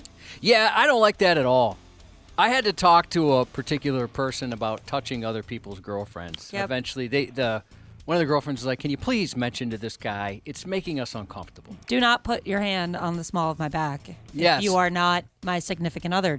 That was one of the things they asked me to bring up, and then also just coming up from behind and giving you a little shoulder massage. Oh my gosh, or people that'll like boop you. Just don't touch me. You don't need to touch me. The shoulder massage guy. Oh, there's Come always on. that guy. Or there's the guy that you know a couple shoulder massage guys. Oh yeah, and this is the same guy that would give your girlfriend or whatever a hug and kiss her on like a little too close to the mouth on the side of the cheek. I know a shoulder massage guy.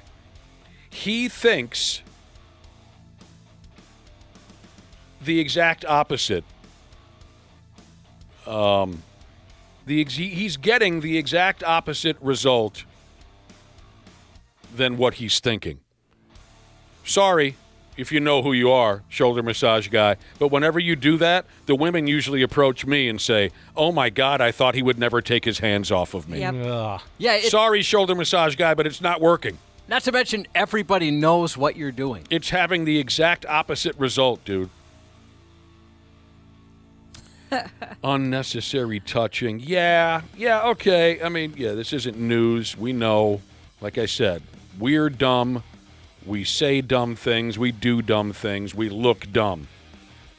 There are a few things that we dudes do that are creepy, and we're unaware of it. So I guess look at this as, hopefully for some of you, a learning experience.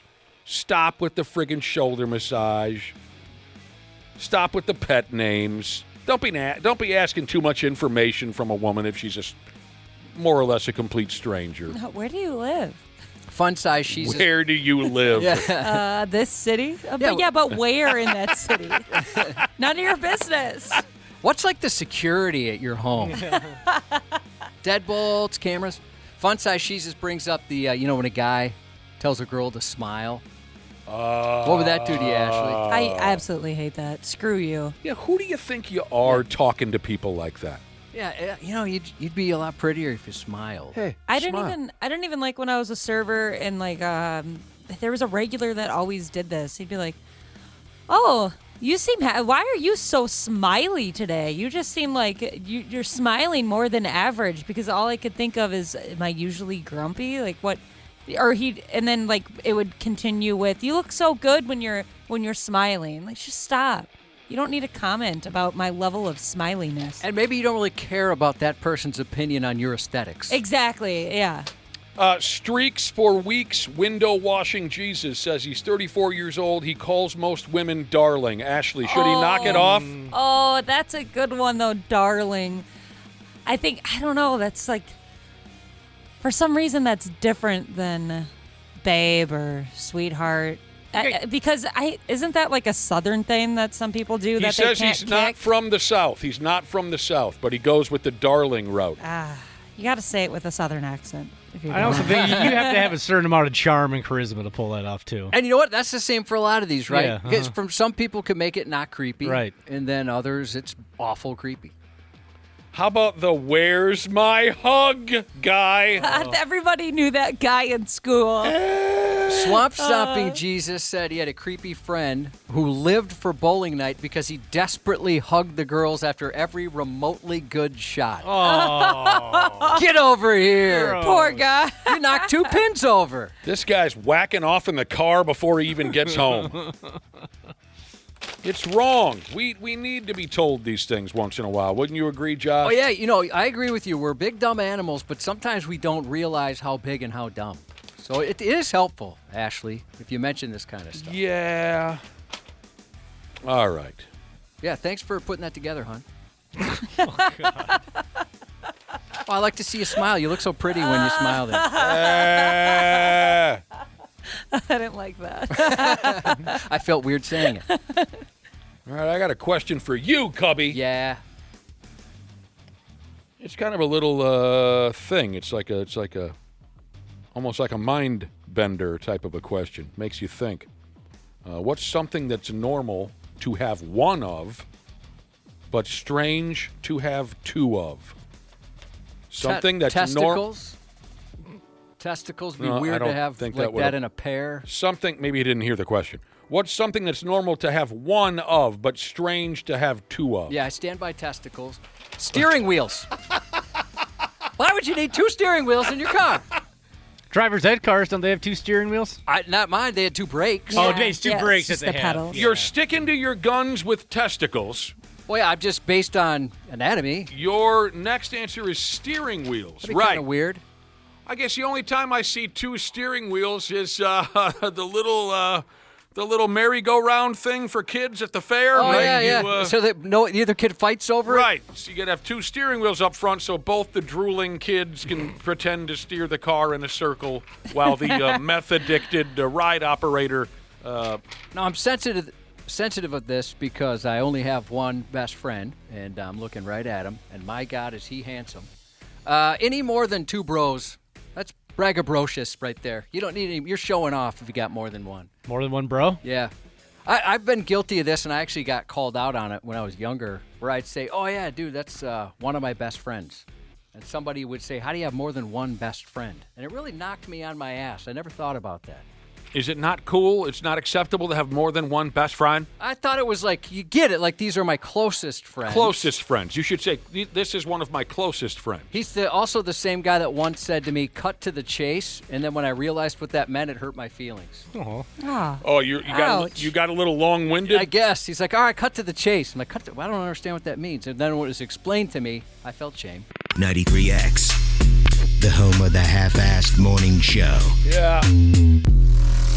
I don't know about the rest of you, but I am fully ready to line dance my way free of this torture chamber. We got a few minutes left here on the 93X Half-Assed Morning Show. The question is, what's something that's normal to have one of, but strange to have two of? So far, some text messages have come in, and they said, wives. Yeah, that would be weird. That depends on where you're from, right? Some people are into that kind of thing. There are other parts of the world where they have multiple wives, do they not? Utah's pretty chill with it, I think. Any of the wives, are they cool with it? I mean, I have no idea. It seems like a better deal for the dude. They claim they are, but I don't know. Yeah, I've read some stories. I've seen some videos, and I'm being legitimate. I'm not talking ha-ha porno movie. I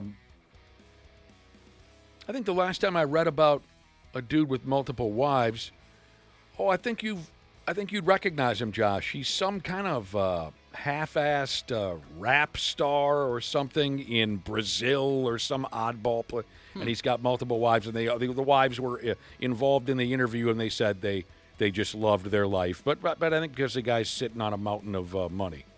They might be terrified to say otherwise. Right. What is something that's normal to have one of, but strange to have two? Anuses is the most popular answer from our listening audience. Taxidermied pets. Oh. It's normal to have one? Yeah. Okay, yeah, I get that. What Because if about, you like- have one, it's like, all right, that's probably a pet you loved more than anything in the world. And then if you're like, but here's my collection of all my childhood pets. Oh, just pets. Okay, I was Pets. picturing just like animals in general. No. Yeah, pets. That makes it more creepy. I'm a little weirded out by even one of them. My husband wants to do that with one of the dogs we have now. Don't let him do when it. he passes away. I've never seen a taxidermied pet. Only in the movies. In person. I haven't either. Yeah, I mean, like eyes open. Whatever happened to... Yeah. That They part make it weirds seem me out. like it's still, part of the family unit over there in the corner. There's Rocky. Using him as an end table. Josh, if you were to taxidermy one of your pets, say it was a male dog that died, would you give him the pink crayon just for laughs? God, no. No way. I'd make that into a Ken doll. You're not going to have the taxidermist make the pink crayon? No. Yuck. But it's a running prank, a running gig. Every time company comes over, you could say, well, the dog's awfully excited to see Look you. how happy he is. Yeah. School cop Jesus said DWIs. What? You didn't learn your lesson after the first one? Honestly, yeah. Yeah, it's a great one. Okay, you got one. You got a second one? Friggin' D-dubs. Ain't that a kick in the ball? One listener says if you have two phones, you're either a cheater or a drug dealer. Or a salesman. Salespeople carry around two Yeah, my phones. husband has two phones. Yeah, the work phone, personal phone. I got two phones. All right. Here's what the rest of this article says. Again, these are folks jaw-jacking back and forth on that godless Reddit. What's something that's normal to have one of, but strange to have two of? Crazy exes. Because that makes it possible you're actually the crazy one. Yeah. Yep. That's a very good example. Crazy exes. You ever, how should I say this?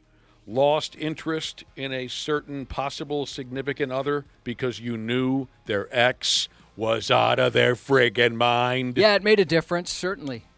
Yeah. I wouldn't say necessarily lost interest, but definitely it was some questions. You Nah, knew. I've never cared. Really? Nah. You never cared, even if the dude you were after had a mental, possibly dangerous ex. You just went for it. I guess dangerous is, but I don't. Well, so you're speaking from experience. Yeah, no, that's never bothered me. I guess now that So I you think did, about it. You did deal with dating a guy who had a crazy ex. Did Yeah. that crazy ex have any effect in your relationship? Did she show up at the house? Did she Did she call the house and hang up on the both of you?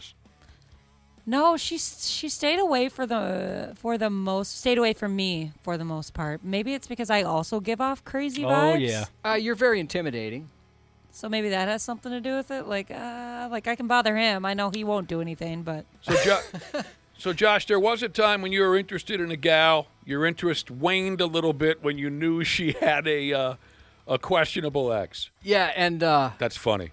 That's well, you and I had the similar experience where we found out after some intimacy that they had a significant other or an ex in jail. Yes. Or actually current husband in jail. Current husband. So that definitely changed how things were. Yes, that happened, and I still get a chill up my spine every once in a while when thinking about it. How about this? Something that's normal to have one of, but strange to have two of. Spouses who died in strange ways. They both fell to their death? How did both of your ex-spouses fall to their death? There has been a time or two where someone has talked about someone they know that has had multiple husbands or wives pass away. And I'm like, this is a little sketchy. She could be the Black Widow. 2 toilets in 1 bathroom. Who the hell has 2 toilets in 1 bathroom? That singer Meghan Trainor and her husband do. Yeah, I was going to say, I thought there was a singer. They got them side by side. Oh, no. Yep. Tell me they don't. They do. No, they don't. They do. Do you think it's just for Instagram or they actually do this? You really think they do that?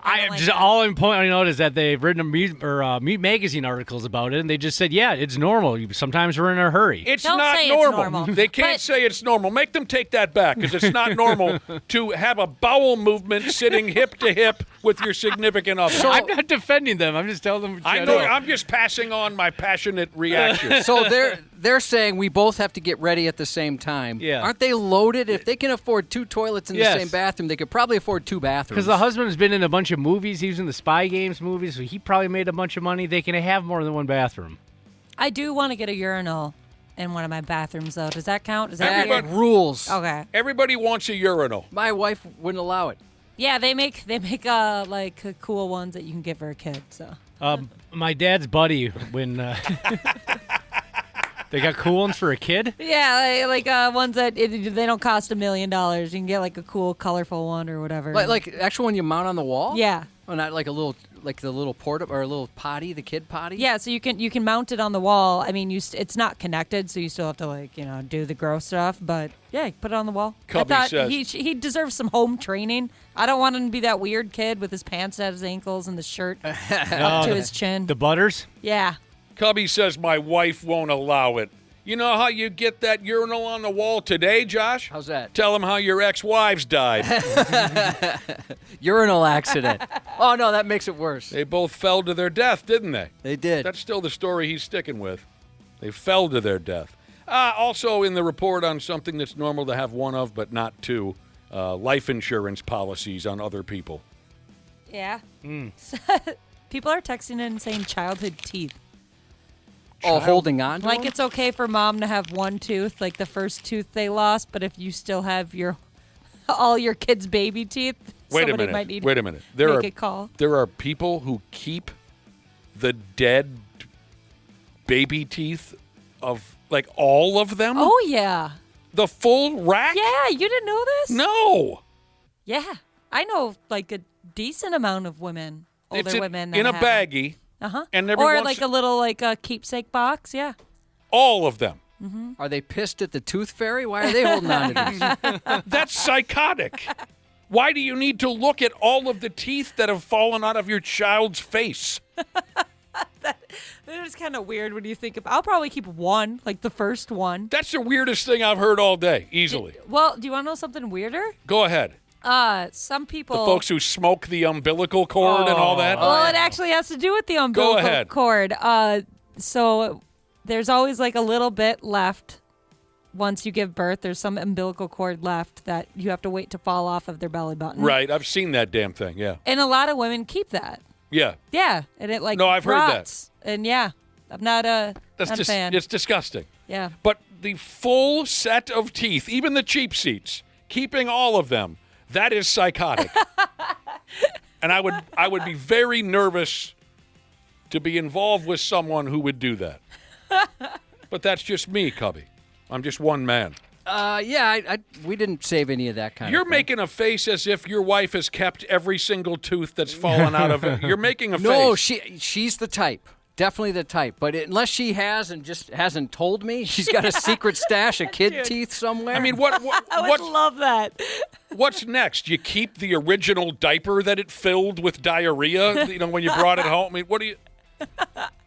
Do you know any women who keep the original diarrhea with their baby's first bowel movement? Well, Vacuum seal it. Baby's first bowel movement, it's different than later on. Yeah, it's like black. Oh, yeah, I've heard. I forgot the name for it. Gross, It's certainly.